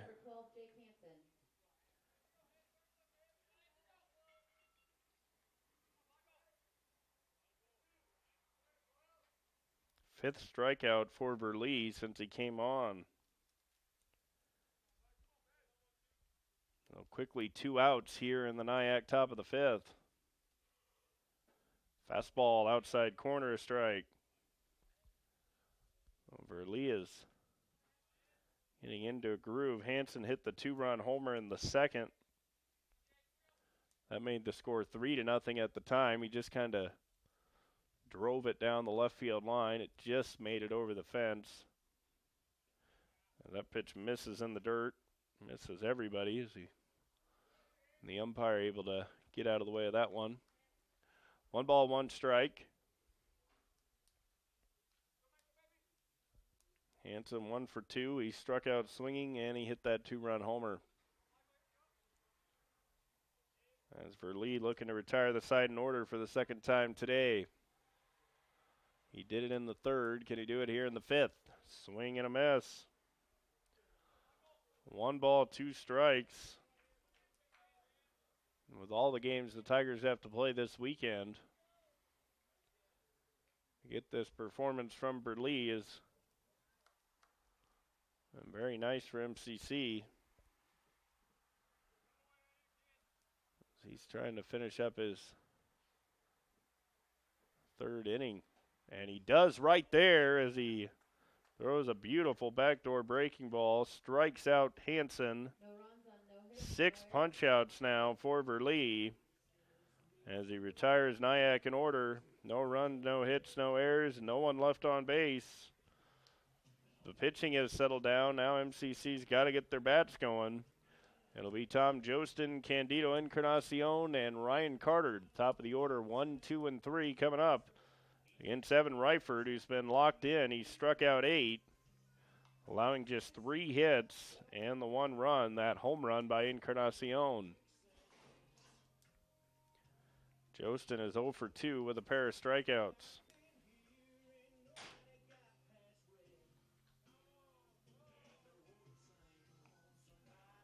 In the bottom of the 5th inning, he fast first 4.5 innings here.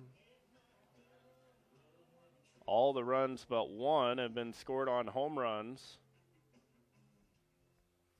NIACC also scored a run on a ground out. That plated the first run. That was a ground out by Will Sturrock. But the big hit that inning was the 3-run shot by Liam. The 2-run homer was big, but that 3-run homer gave NIACC a big cushion at 6-1, and that's where we stand, or 6-0 at the time. Then Encarnacion hit one basically where that truck is parked, way out there in center field. That's about where the ball landed on Encarnacion's home run.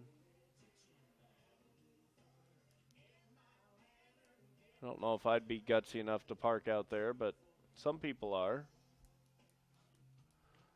See a couple people out beyond the right field fence in their lawn chairs.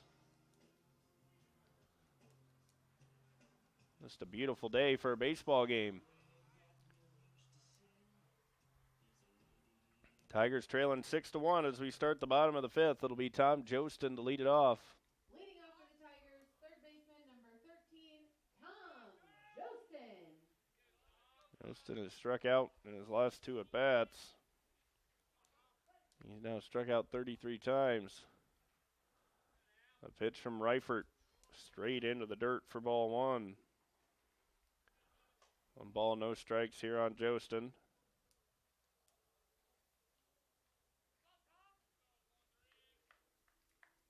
Jostin can get a pitch where he wants it. He's very capable of driving it out of here. The center fielder, Sturek, seems to be playing kind of in. He does have good speed out there, but any ball over his head could be a triple. And Jostin way ahead at 3 balls and no strikes. And we'll see if he has the green light, trailing 6-1.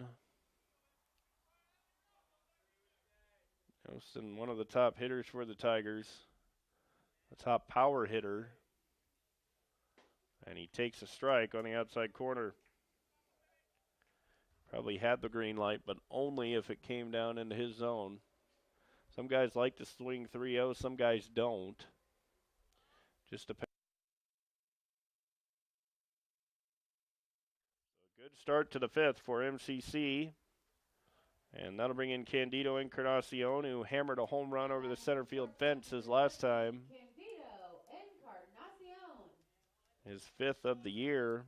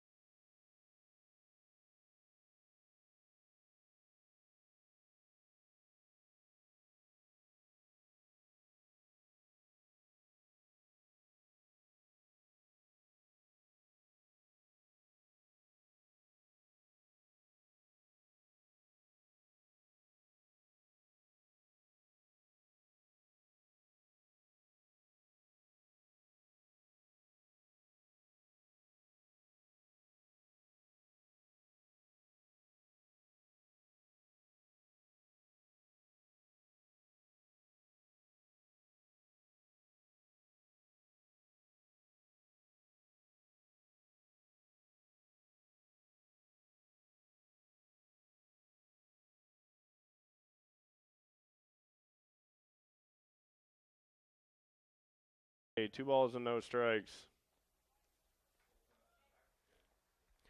A 2-0 count.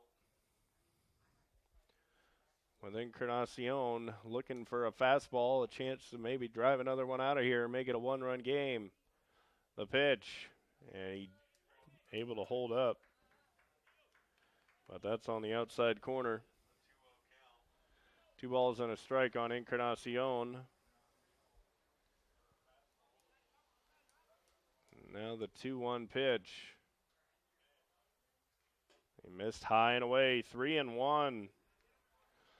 So Tucker in danger of loading the bases on 3 walks and bringing the tying run to the plate, and Ryan Carter. Just the bottom of the 6th inning. This one set to go 9. The 3-1 pitch. Missed high and away. Ball 4. As we were able to get our technical issues worked out. And that'll be all for Tucker. As Dakota and Isaac were on it. And they got us back up and running. MCC has the bases loaded with 1 out, and Ryan Carter coming to the plate. New pitcher on for NIACC.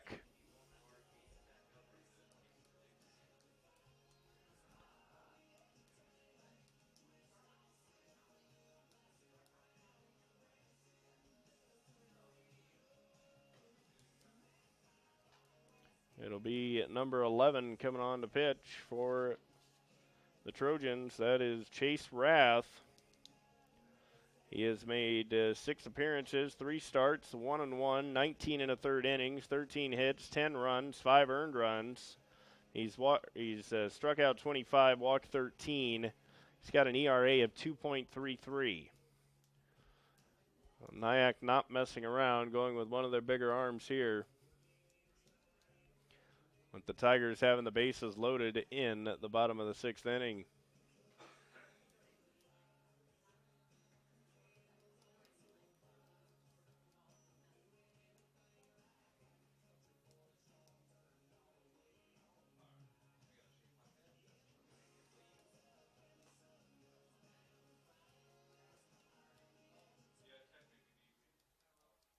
Still just 1 out. Andy Jennings with you on the Tiger Sports Network.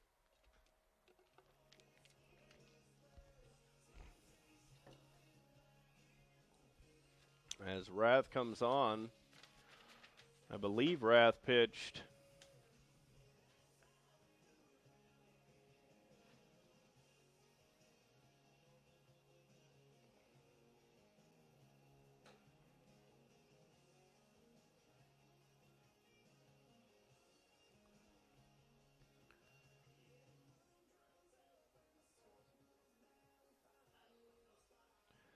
as Ryan Carter will stand in with the bases loaded. Rath pitched 6 innings against MCC the first time in a win, and he allowed just 4 hits and 2 runs. Here he comes on in relief, bases loaded, 1 out, 7-3 NIACC. Ryan Carter at the plate, the pitch. He drives one out to deep left field. Back it goes, still going, carrying well. That ball is gone. A grand slam, and we're tied at 7. Ryan Carter has tied it up with a grand slam. And we have a brand new ball game. As the first pitch Rath delivers is hammered over the left field fence, well out of here. And it's 7-all. And now Coleman will hit with 1 out. He took a big hack.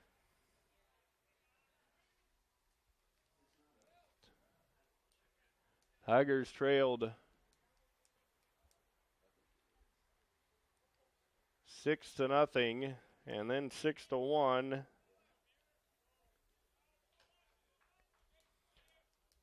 And now they've come all the way back to tie it. with the grand slam. That's the first hit of the inning. And it plates 4 as the umpire takes one.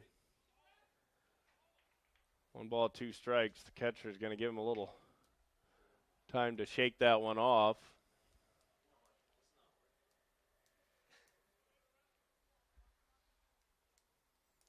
A 1 ball, 2 strike count on Coleman.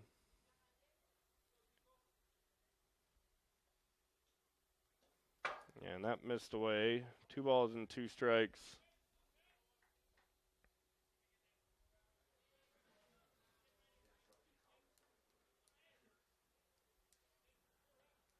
A 2-2 count on Tyler Coleman. And he drives one out to center field. Backing up a little bit is the center fielder Sturek. Now will come forward and make the catch. And there's 2 away. 2 outs in the inning, and that'll bring in Eli Bergeron.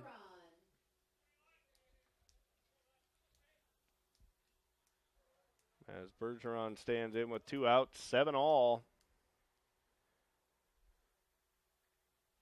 And Bergeron crushes one to left, and that ball is carrying well, and that ball's out of here. And the Tigers have taken the lead at 8-7. Now Bergeron hammers one out as well. His second of the year. And the Tigers have pulled in front. 8-7. For Carter, that was his 5th home run, the grand slam, and now the home run for Bergeron gives the Tigers an 8-7 lead. 5 runs in the inning.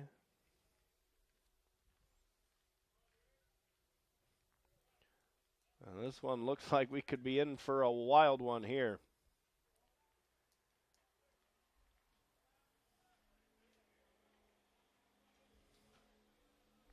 A 2 ball, no strike count on Juergens.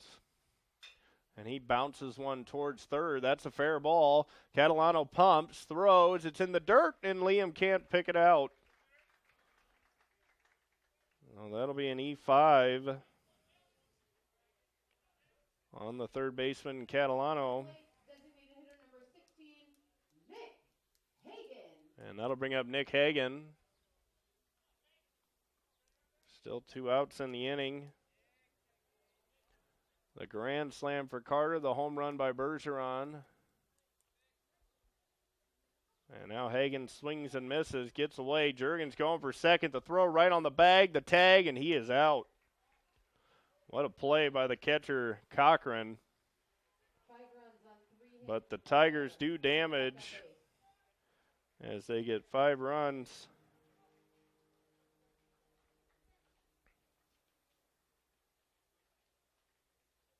On 3 hits, 1 error, and leave 1. What an inning for MCC as they scored 5.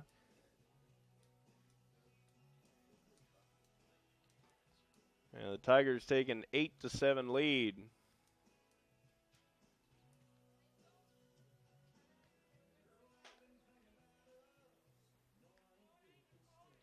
Raymond Collazo will come back on. He was able to get Shane Kelleher to bounce out to third. 1 run did come in, but Michael Verlee, what an effort by Verlee today as he pitches. Now let's see, he got 2 outs in that 6th inning, and he came on with 2 outs.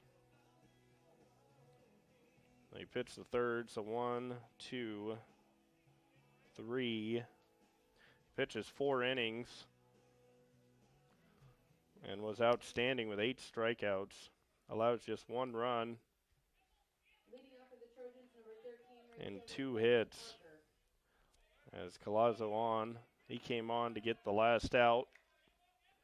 And now he'll face Carson Parker as the Tigers have an 8-7 lead. Top of the 7th inning.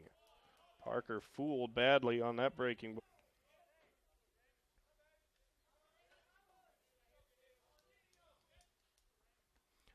0-1 count. Pitch in the dirt. 1 ball, 1 strike. Alonso came on when having a few issues. He's from Cedra, Puerto Rico. Transferred in from Southeastern Community College. The count goes to 1 ball and 2 strikes. Alonso, a big left-handed pitcher. Don't have his height listed, but he's a pretty tall guy. 1 ball, 2 strikes. And he struck him out swinging. So Parker down on strikes. And there's the first strikeout for Collazo. The 10th strikeout overall for NIACC hitters. As Eckstein will bat. He's doubled, grounded to short, and struck out swinging. 8-7 MCC. They once trailed 6-0. They come roaring back. And this one still has quite a few more innings to go. This is only the top of the 7th.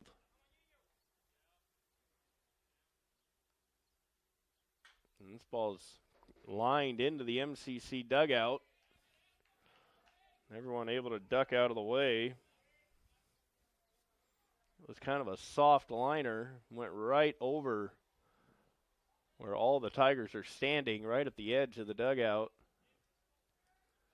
There's no protection down there. There is that fence, but not for a ball like that. 1 ball, 1 strike.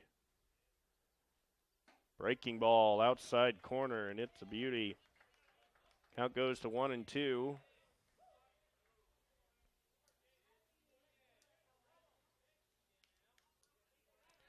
One ball, 2 strike count on Eckstein. He struck out in his last at bat in the 5th.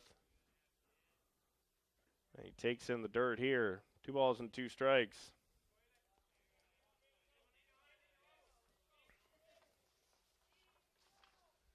Alonso looking for back-to-back punch-outs to start this 7th inning.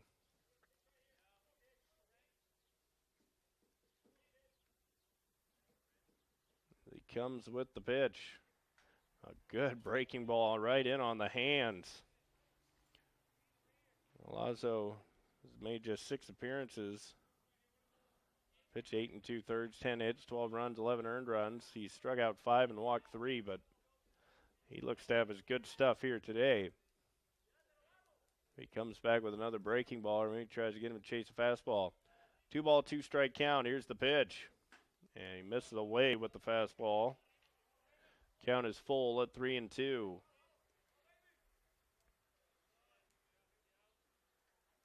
Full count delivery coming. Just 1 out in the inning. 8-7. Tigers with the lead. The breaking ball this time didn't finish it, and that'll put the tying run on base. This one's set to go 9 innings. Normally,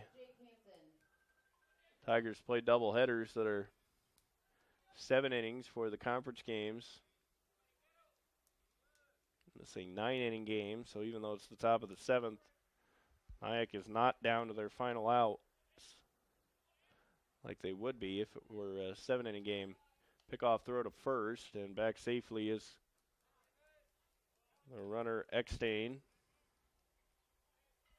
Hansen is 1 for 3. He struck out twice, and he's homered to left.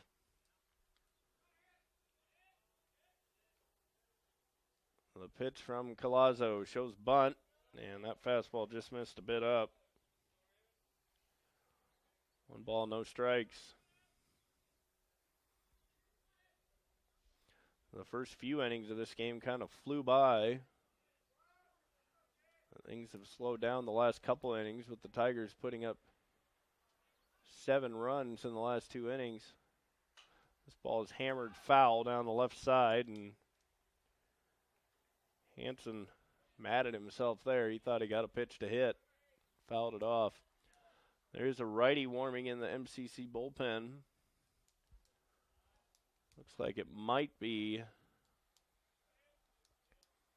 Jake Metcalf, but I can't tell from here. 1 ball, 1 strike. Palazzo will fire over to first, keep Eckstein close.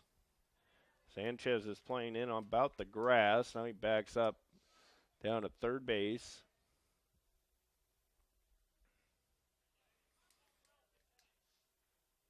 The 1-1. Swing and a miss. 1 ball, 2 strikes. Alonso has struck out 1 since he came in.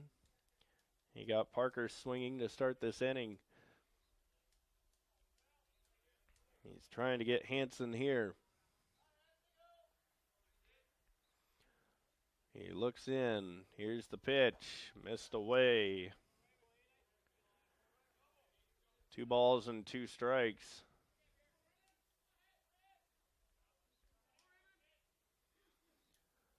A 2-2 count.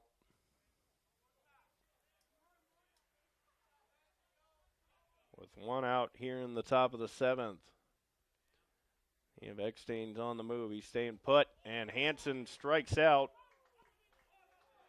It's foul tipped. Might have just been a strikeout swinging. 2nd strikeout for Collazo. 11th strikeout for MCC pitching here today. And that'll bring in the catcher Cochran. He got a hanging breaking ball by Verlee in the 6th. And drilled a double to deep center field. It bounced at the warning track and went off the fence. The pitch from Collazo. Missed just a bit outside.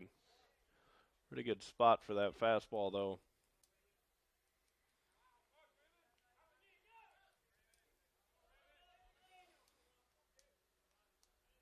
Eckstein represents the tying run over at first for NIACC.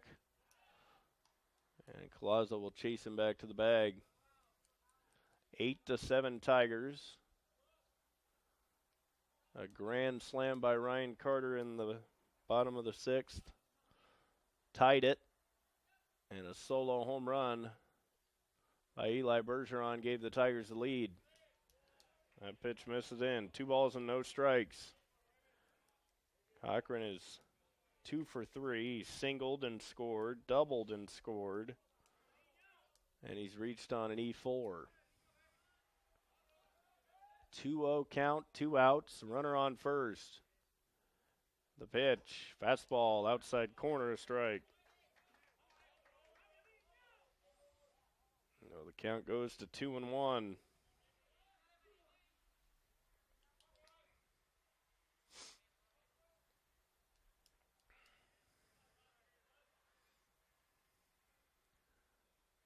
Lazo checks the runner. Comes with the pitch, and it's driven out to deep left field. This is trouble, and NIACC has retaken the lead as that ball's long out of here as well. A 2-run homer for Cochran, and it is 9-8.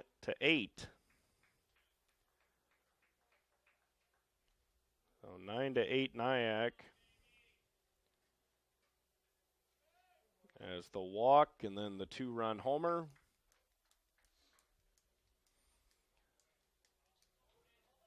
And this one's got that feeling of a wild type slugfest here. Might be the team to bat last wins this one. The Tigers are home, so they will bat last.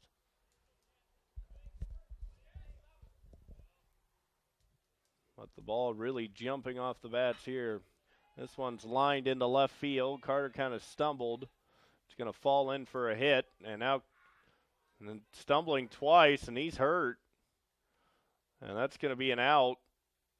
But there's an injury to the third baseman, Catalano. He tried to stop. And then tried to get going again. And looked like he might have hurt a leg or something.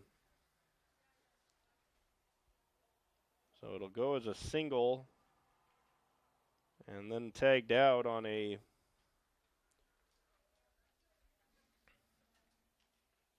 So it would be a 7-6.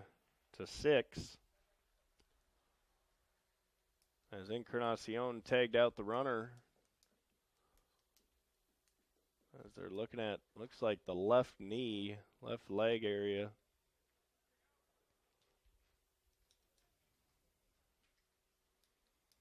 So NIACC will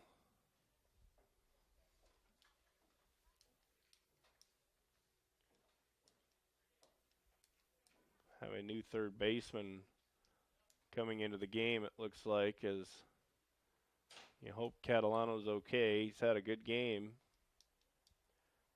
Double that single. It's like he just came around the base, and when he tried to get back to the bag, I don't know if his cleat got caught or what, but he's going to limp off. So we'll see what changes NIACC makes. As Catalano will come out, and it looks like number 6.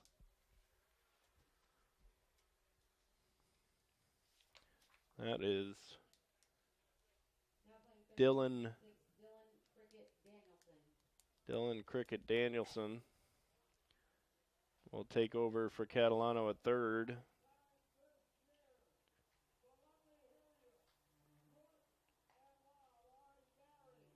As the Tigers will bat here in the bottom of the 7th, trailing 9-8.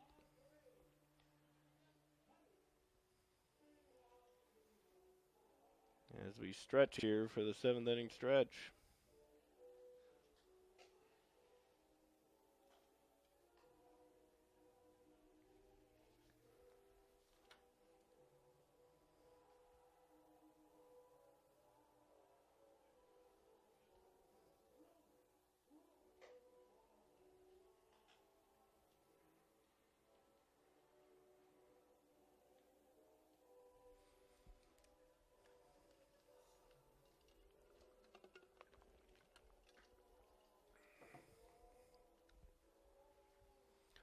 Looks like a new pitcher on as well.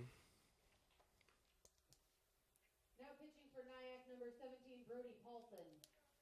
As Rath just gets the 2 outs. So Brody Paulson will come on.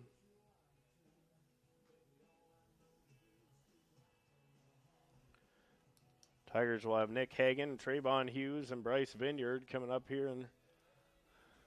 in the bottom of the 7th, trailing 9-8.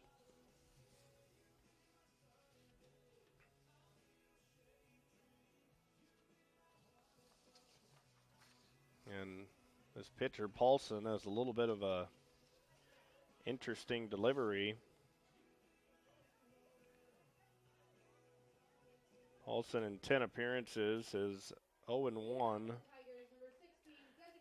He's got 2 saves, so he is one of the closers. 8 2/3 innings, 9 hits, 9 runs, 8 earned runs, 13 strikeouts, 5 walks, 8.3 run earned run average. He almost completely turns away and then fires in a strike. You don't see this as much as you used to. Johnny Cueto used to do that with the Reds, where he'd kind of turn around a bit. And he's quickly ahead of Hagan at no balls and 2 strikes. 0-2 count on Hagan. Nick has struck out twice and walked.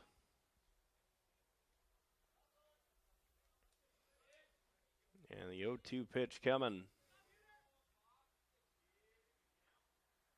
And he struck him out swinging. It kicks away, but comes right back to the catcher. He bobbles it, throws, and it's going to be just in time. That was almost a bang-bang play there at first where it almost hit Hagan, but what a throw by the catcher, Cochran. That's the first strikeout for Paulson for NIACC pitching. That is their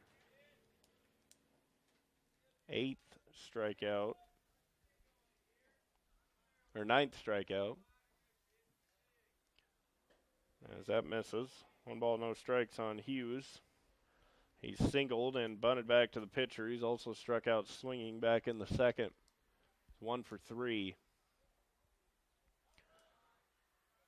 Tigers trailing 9-8. As Hughes pops one up short center field. And the center fielder, Sturrock, is under it. He'll make the catch. And quickly 2 away for the Tigers here in the bottom of the 7th. That'll bring Vineyard to the plate in the top of the 8th for NIACC. They will have their 2, 3, and 4 hitters. And Fitzgerald, Liam, and Sturrock. As time is called by the catcher, or looked like the hitter Vineyard is, or it must have been the catcher called time. Maybe the umpire called it.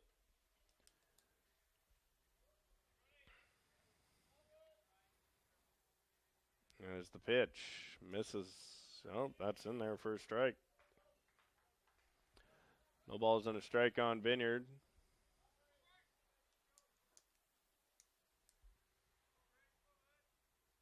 As Paulson looks in, sort of. The pitch is popped up and out of play and foul.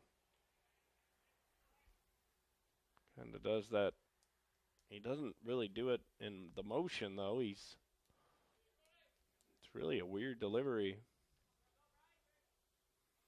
Sometimes you see guys do that 3/4 turn, but he almost goes all the way back, then looks back at the pitcher. He's almost facing second base, and then he comes to the plate. Doesn't seem to bother him, though, as he misses inside. Got to be weird for the hitter. You can't even see where the arm's coming from, which is the advantage of pitching that way. You can kind of hide your arm a bit. And you don't see it till the last minute, and Vineyard down on strikes. So 2 strikeouts in the inning, and a 1-2-3 inning, the third time NIACC's retired the side in order. No runs, no hits, no errors. We'll head into the 8th. The Tigers trail NIACC 9-8. As we head to the top of the 8th inning, we've played 7. 9-8, NIACC on top of MCC in this wild one here this afternoon at Shawn Williams Field. We've seen 7 combined home runs. 4 by NIACC, 3 for MCC. We'll probably have some more fireworks before we're done with this one.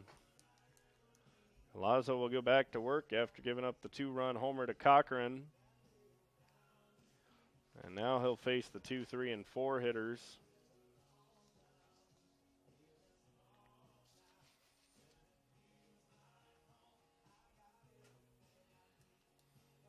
And there's a right-hander throwing for the Tigers.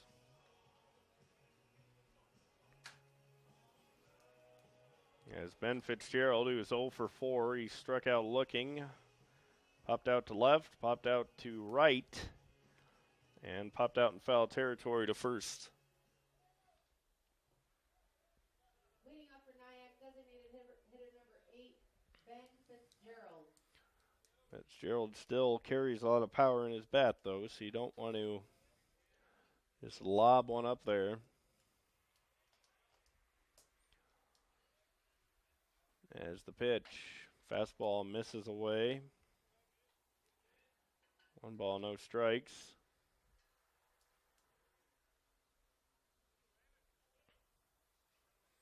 On Fitzgerald. He swings through a changeup, a little bit out in front.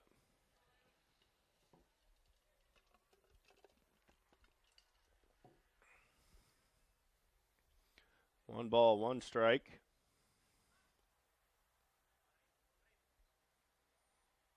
And Collazo hits the bat. And Fitzgerald probably thinking he's 0 for 4, and a curveball that looks like it's going to hit him hits off his bat. Now he's behind in the count of 1-2.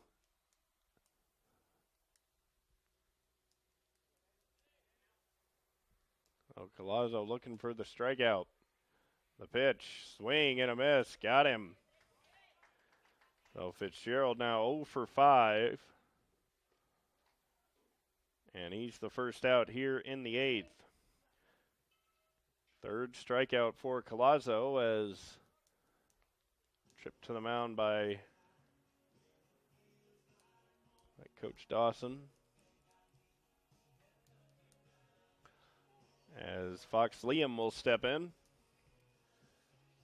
Probably a quick chat about where to pitch Mr. Liam.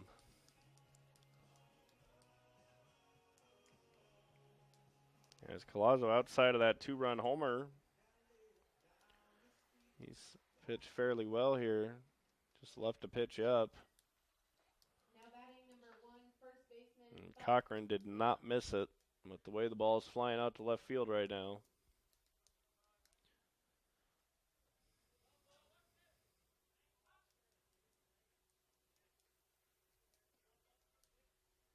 As Collazo will go after Liam. Pitch misses down and away. 1 ball, no strikes. Liam is singled. He's been hit by a pitch. He's struck out swinging, and he's hit a 3-run homer. That came in the 2nd inning. At the time, it made it 6-0 NIACC. Now NIACC leads 9-8. And that pitch just missed inside. 2 balls and no strikes.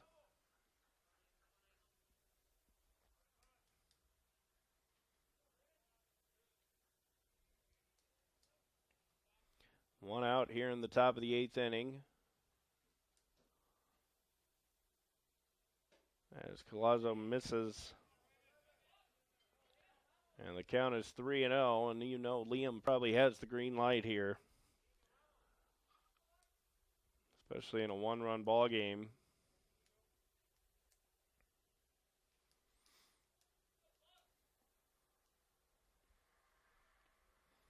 And that breaking ball just missed. And a 4-pitch walk to Liam. And that'll bring in Sturek and a call to the bullpen for the Tigers. Now Collazo is done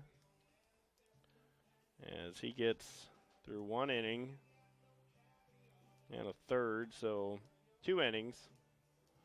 You got 1 out there, an inning. That'd be an inning and a 3rd, plus he won an inning and 2/3. And he'll get a nice hand from the crowd. And it will be Jake Metcalf coming on. He was named the pitcher of the week this week for the Iowa Community College Athletic Conference Division I Pitcher of the Week. Metcalf second on the team with 32 1/3 innings pitched. Allowed 39 hits, 38 runs, 27 earned runs, 24 strikeouts, 14 walks, 7.52 earned run average. Metcalf from Franklin, Texas. There'll be a runner on first for Sturek.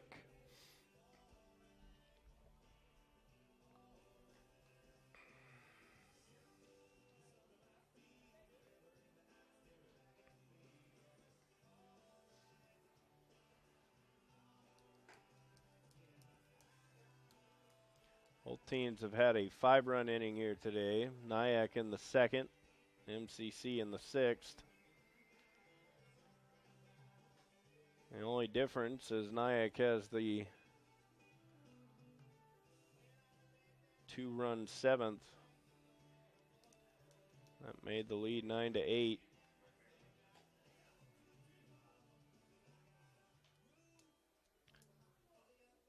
As Metcalf on for MCC. He doesn't have any saves, but he is one of the guys MCC looks to a lot out of that bullpen, as you can see by the number of innings he's pitched. And he just made 2 starts, so it's 10 appearances out of the pen. To the plate for the Trojans, center fielder number 21, Will Sturrock. Will Sturrock will hit. He's walked twice, been hit by a pitch, and has an RBI ground out. Well, it wasn't an out on, it was an RBI fielder's choice. 1 out here in the 8th as Metcalf on. Breaking ball in there for a strike. Nasty curveball there. And the count is 0-1. Metcalf looking for a ground ball right in infielder and turn it into a double play and get out of the inning. The pitch. And totally has Sturrock confused as he was unsure whether he wanted to swing and then started to swing, then stopped and in there for strike 2. No balls and 2 strikes as Metcalf trying to punch out Sturrock.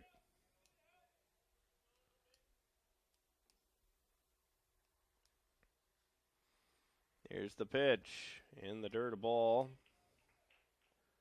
That looked like the slider. NIACC hitters have struck out 11 times in the game. Metcalf looking for number 12. The 1-2.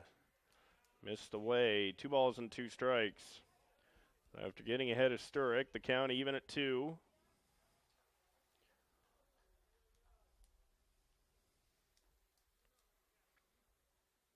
A 2-2 pitch coming with Fox Liam at first base. And he struck him out looking. Second out of the inning. 12th strikeout. First strikeout for Metcalf. Number 9, Shane Kelleher. And now Kelleher will bat. He's already punched out 3 times. He's 0 for 4. Last time in the 6th, he grounded out to third. And Metcalf must have been down. Looks like that one was pretty good. Might have broke after it crossed the plate. 1 ball, no strikes. The pitch. Fastball outside corner, a strike. Count even at 1. The Tigers in the bottom of the 8th will have the top of the order, Julio Sanchez, Candido Encarnacion, and Ryan Carter. 1 ball, 1 strike, 2 outs. Inside at the hands. And Kelleher takes for ball 2. 2 balls and a strike.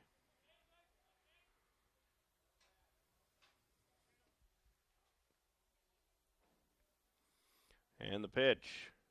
Missed down and away, so 3-1. You don't want to walk Kelleher as he's been kind of a wild swinger. He struck out 66 times on the season. And the 3-1, he missed away and walked him. Didn't miss by much. So 2 walks in the inning, 1 for Collazo, 1 for Metcalf. And now he'll face Carson Parker with runners on first and second, trying to keep this to a 1-run deficit. The pitch. This is down, 1-0. There's no action in the MCC bullpen. This game is on Metcalf now. A 1 ball, no strike pitch coming here to Carson Parker. He's 0 for 4.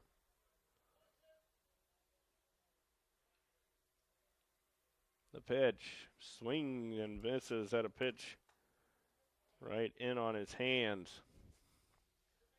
1 ball, 1 strike. That ball was actually right under his hands, but he swung at it anyway. 1 ball, 1 strike. 2 outs, top of the 8th inning, 9-8. NIACC with the 1-run lead. Runners on first and second. The pitch. It's a ground ball left side. That's going to get through for a base hit. The runner, Liam, is being waved around. The throw is going to be cut off. Not cut off, but scoring is Liam from second. And an RBI single for Parker. So, as they always say, walks will haunt. And those walks haunt the Tigers, and it's now 10-8. And that'll bring up Gabe Eckstein. Still 2 outs in the inning. But MCC now down to their final 6 outs. You don't want to let this thing get too far away. The pitch from Metcalf. It's popped up, right side, and out of play. So a big RBI single by Carson Parker into left. It didn't look like Liam got a great jump at second, but the throw came up a little bit short, and he scored easily. The 0-1 pitch. Still runners on first and second. Missed high. 1 ball, 1 strike.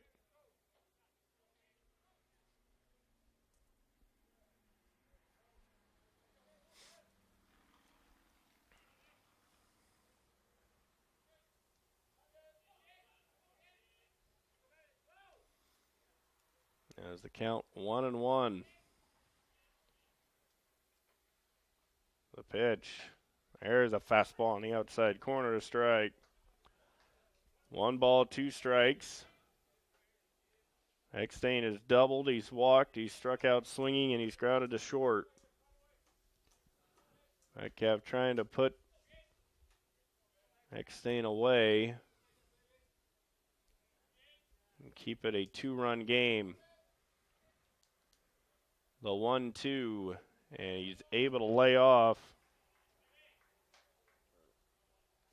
He wanted that breaking ball, but he lays off as it goes down and away. 2 balls and 2 strikes.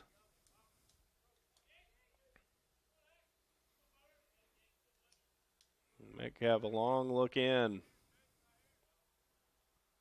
The pitch, and he struck him out looking. So NIACC does get 1 on a hit. And after 7.5, Tigers trail 10-8. So we head to the bottom of the 8th inning. This might be MCC's best chance. They got the top of the order up. It'll be Julio Sanchez to lead things off.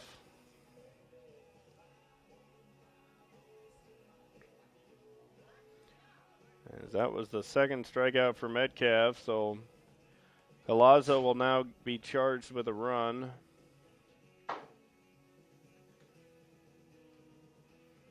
Three runs to be exact.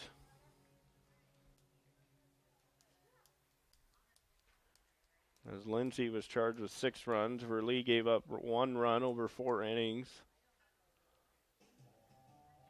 He gave up 2 hits, 8 strikeouts, and then Collazo goes 1 2/3. Allows 3 earned runs. 2 coming on the home run. Now the Tigers will have to try and battle back once again. It'll be Julio Sanchez, Candido Encarnacion, and Ryan Carter. It's the righty Paulson, who struck out 2 in the 7th.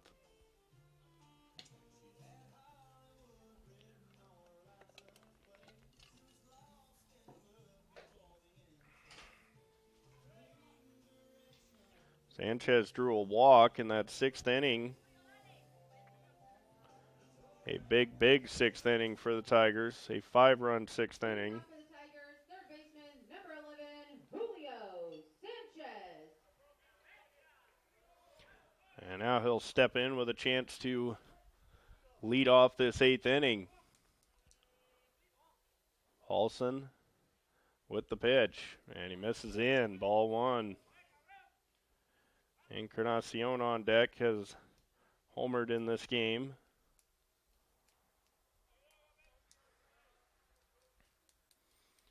A 1-0 pitch coming. Yeah, fastball just misses off the plate. 2 balls and no strikes.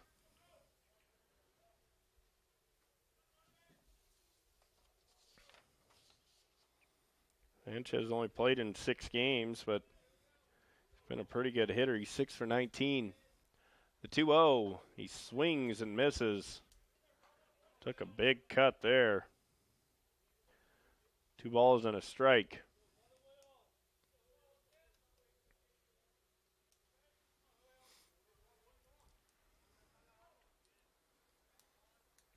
A 2-1 delivery here from Paulson.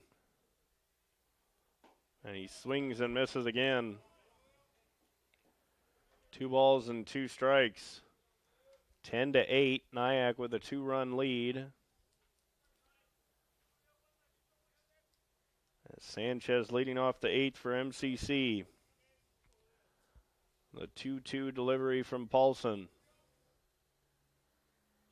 He missed high and in, so the count is full at 3-2.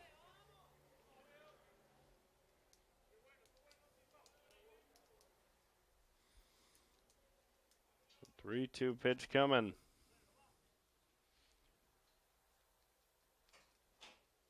And here it is, and Sanchez able to stay alive. He just got a piece of it. He'll see another full count delivery.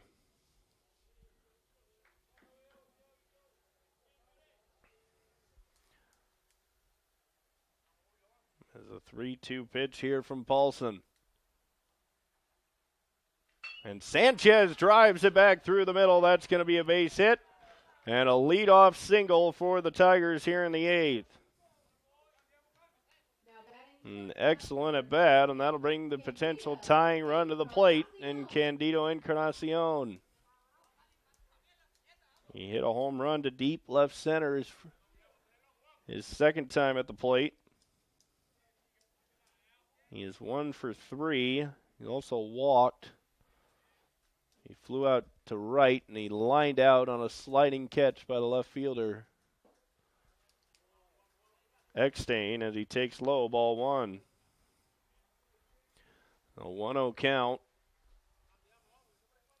There is action in the NIACC bullpen. A righty is throwing. As the 1-0 pitch coming in, Encarnacion. Big swing there. Came up empty. 1 ball, 1 strike. He was trying to tie it with that one. On deck, Ryan Carter. He hit a grand slam in the 6th. The 1-1 pitch. And Encarnacion loops one into right field. That's going to fall for a hit. Sanchez thought he was going to be able to go first to third, but he's going to be held at second. Don't know if he might have came up a little gimpy there.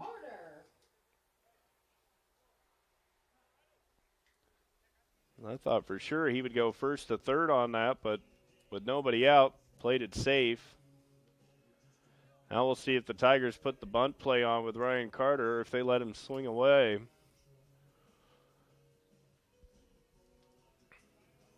You want to get those 2 runners in scoring position, or do you want to let Carter swing the bat? He just hit a grand slam his last time up.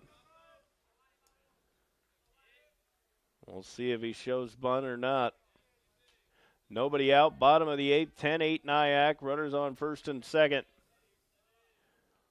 And he's not bunting, and it's in the dirt and stopped by the catcher Cochran. 1 ball, no strikes. As Carter takes a look down at Coach Everman. We'll see on this 1-0 pitch if he's going to be looking to bunt or if he's trying to hammer a fastball. The 1-0, he swings and misses.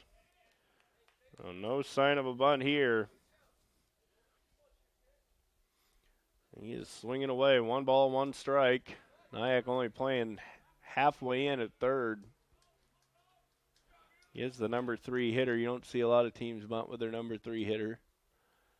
Some do. It just depends on the philosophy. The 1-ball, 1-strike pitch. And low, 2-1. So now Carter ahead in the count. Ryan's driven in 19 runs now after the grand slam. His 5th home run of the season. And now the 2-1 pitch from Paulson.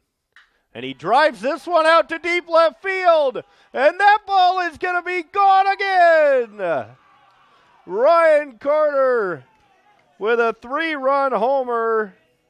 And the Tigers have taken the lead. So a grand slam in the 6th. A 3-run homer here in the 8th. And MCC leads 11-10.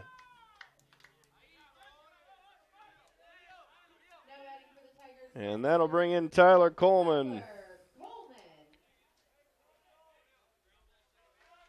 So Carter has knocked in 7 runs in his last 2 at-bats. As Coleman fouls it off. So back-to-back singles. Sanchez started it with a 3-2 hit. And Encarnacion, and then Carter on a 2-1 pitch. Crushes it over the scoreboard.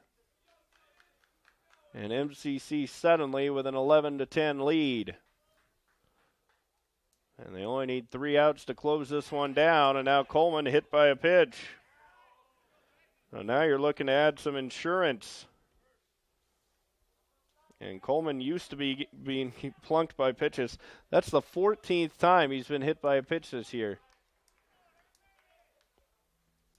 And that'll bring up Eli Bergeron, and he'll face a new pitcher. So Paulson will be lifted after he gives up the 3-run homer. He's now on the hook for a loss. If the Tigers can finish it, Metcalf would be the winner. But as crazy as this one has gone, still a long way to go. 3 more outs to get. And the Tigers still with nobody out. And Coleman on first base. Pitching for NIACC is number 22, Michael Sturrock. So Michael Sturrock comes in. Will Sturrock has been playing center field.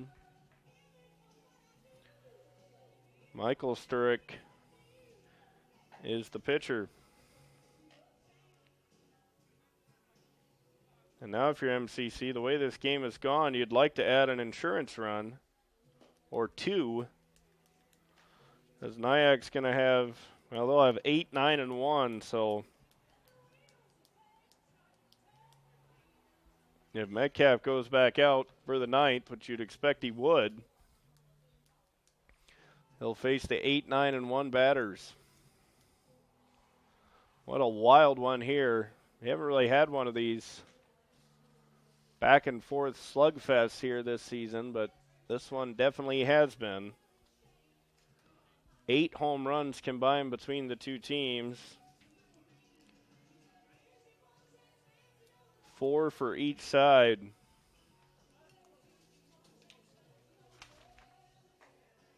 And the pitcher, Michael Sturrock, in 9 appearances, has pitched 7 1/3 innings, 5 hits, no runs, no earned runs, 10 strikeouts, 6 walks. He's got 5 saves. So this would be the closer for NIACC, but he comes on trailing by a run.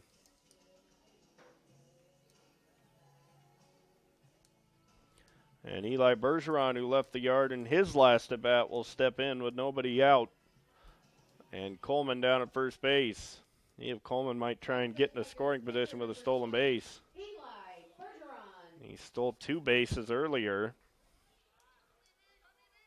See if he's going to be aggressive here as Michael Sturrock takes over. The pitch misses away. Ball 1.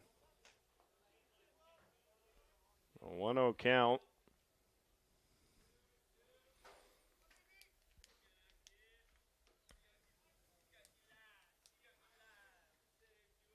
pitch. Bergeron drives one down towards the right field line. That ball into the corner, but it's going to slice foul. 1 ball, 1 strike.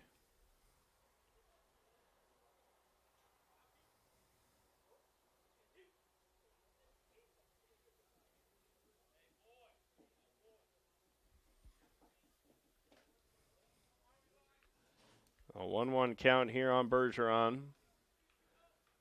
He handles the bat well. Would MCC put on a hit and run here?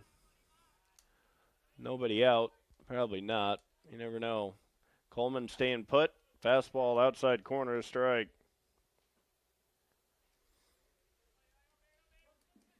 So 1-2 count now on Bergeron. The pitch, and he strikes out looking. So Sturrock strikes out Bergeron. That's his first strikeout.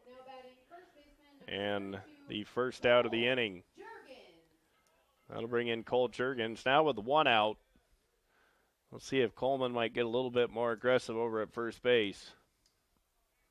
Wasn't stealing with nobody out. With 1 out, we'll see if he's on the move. Pitch, and breaking ball misses down. 1 ball, no strikes. Tigers with an 11-10 lead. They've out-hit NIACC 10-8.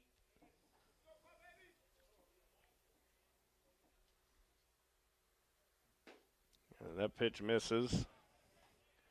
2 balls and no strikes. Juergens had the big RBI single in the 5th.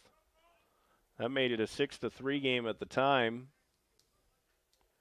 That was after an RBI single from Bergeron. Those were both 2-out RBIs. And this time Juergens takes a strike.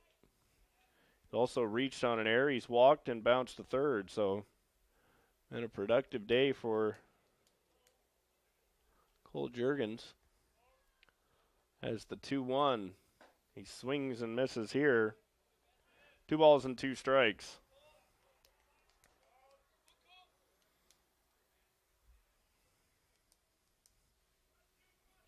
As Sturrock has come on throwing strikes. He struck out Bergeron looking. Now the 2-2 to Juergens. He strikes him out swinging. So back-to-back punch-outs. And MCC has now struck out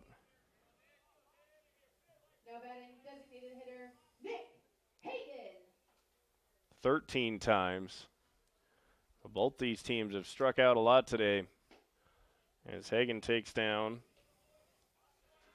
NIACC has struck out a lot as well.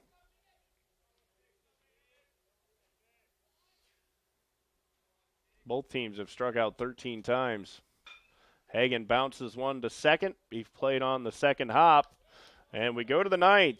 MCC holding on to a 1-run lead after a 3-run homer by Ryan Carter, his 6th of the year. He's now driven in 22 on the season. And the Tigers need 3 outs from Jacob Metcalf to put this one in the win column. In the top of the 9th, it'll be Jake Hansen, Ross Cochran, and Dylan Cricket Danielson. What a wild one this has been. 11-10. NIACC led 6-0 after 2 innings. Tigers scored a run in the 3rd. Got 2 in the 5th to make it 6-3. NIACC got a run in the 6th as well on a wild pitch. Or NIACC got a run in the 4th, excuse me, on a wild pitch. And then MCC scored a run in the 4th, or scored 2 runs in the 5th on a back-to-back RBI singles. That made it 6-3. And we'll add that up later. So we start the top of the 9th. Hansen homered back in the 2nd. He's also struck out 3 times. 11-10. As Metcalf, if he can finish this off, will get the win. And a good start with a strike. No balls and a strike here on Hansen. The catcher Cochran, who's had a big game, is on deck. He's got 3 hits. 0-1 count. Another breaking ball, another strike. No balls and 2 strikes. As Metcalf trying to start the 9th inning by getting the leadoff man out. The 0-2. And taking high is Hansen. 1 ball, 2 strikes. Now the count 1-2 on the NIACC shortstop. The pitch. It's a ground ball to second. Vineyard will field. Fires on to first in time, and there's 1 away. So NIACC down to their final 2 outs. The Tigers trying to get their 8th win of the season. They need 2 more outs to get it done. This one would be in comeback fashion. Thrilling comeback fashion because they had to come back twice. Always tough to do that. But Cochran's had a big game. He's got 3 hits today. He takes a strike. He's hit a 2-run homer. He's doubled and he's singled. He also reached on an error. The 0-1. Grounds this one left side. That's going to get through for a hit past the diving Encarnacion. And Ross Cochran is on fire right now for the Trojans. His 4th hit of the game.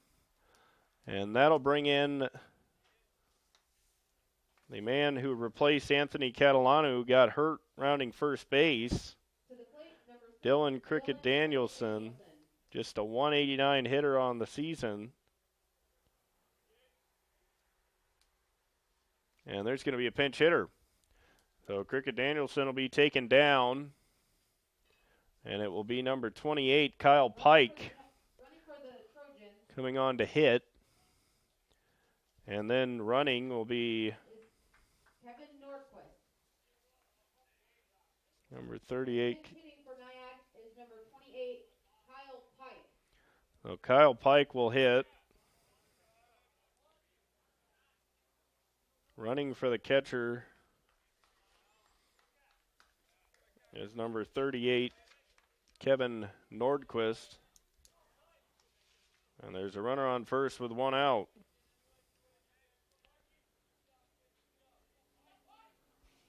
The pitch, breaking ball, in there, strike.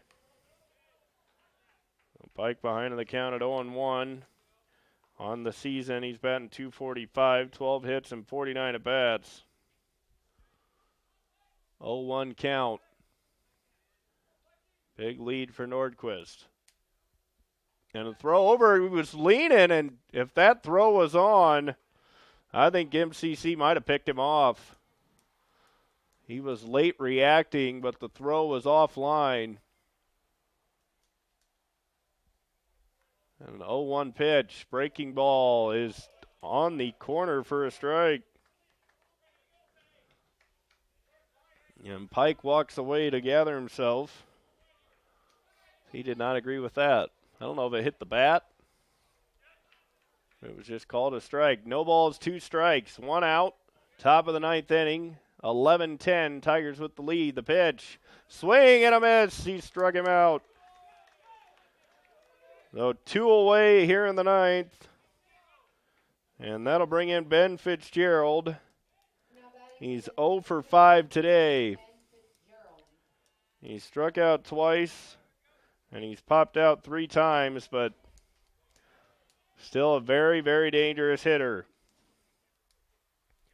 Metcalf trying to get the final out of the game and give MCC their 8th victory. Thrown over the tag and just back.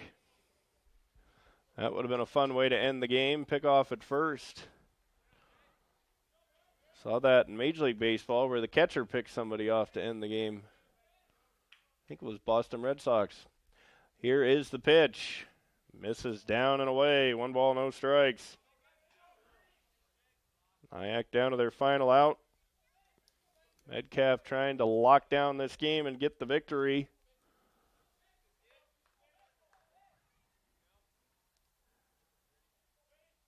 Here's the 1-0.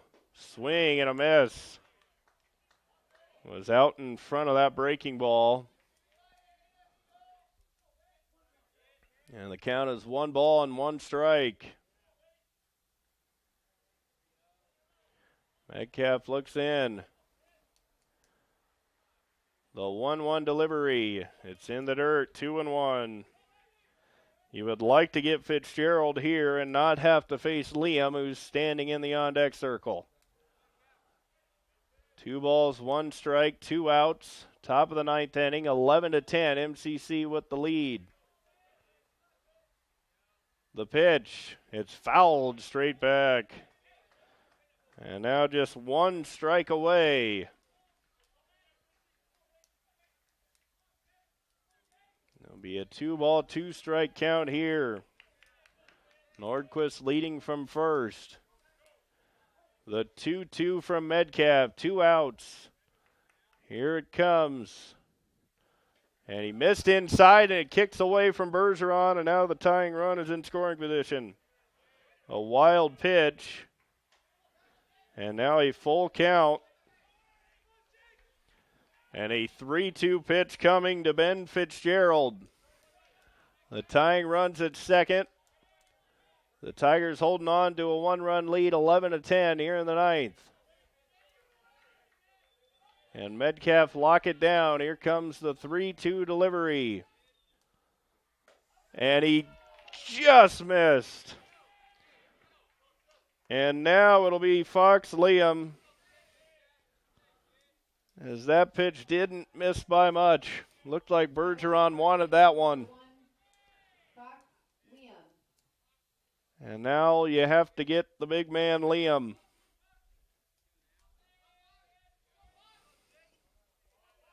Tigers still just 1 out away.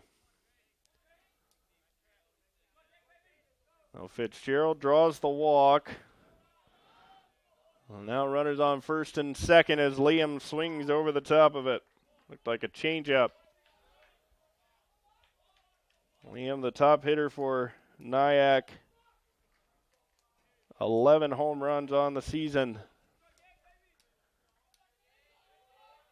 And Metcalf trying to get him here. The 0-1. Swing and a miss. 0-2. And now Metcalf has some pitches he can play with. See if he can get Liam to chase.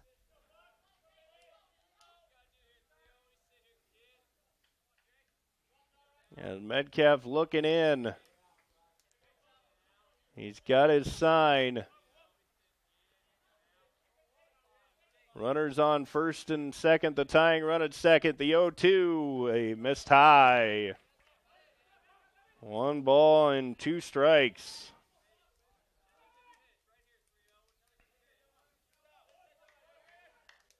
The 1-2 pitch coming here for Metcalf. The lefty Liam digs back into the box. Nordquist is the tying run at second. The pitch. And he struck him out looking. And the Tigers finish it off and get the win. 11-10 in a thriller here at Sean Williams Field, as they had to come back twice, trailing by as much as 6-0.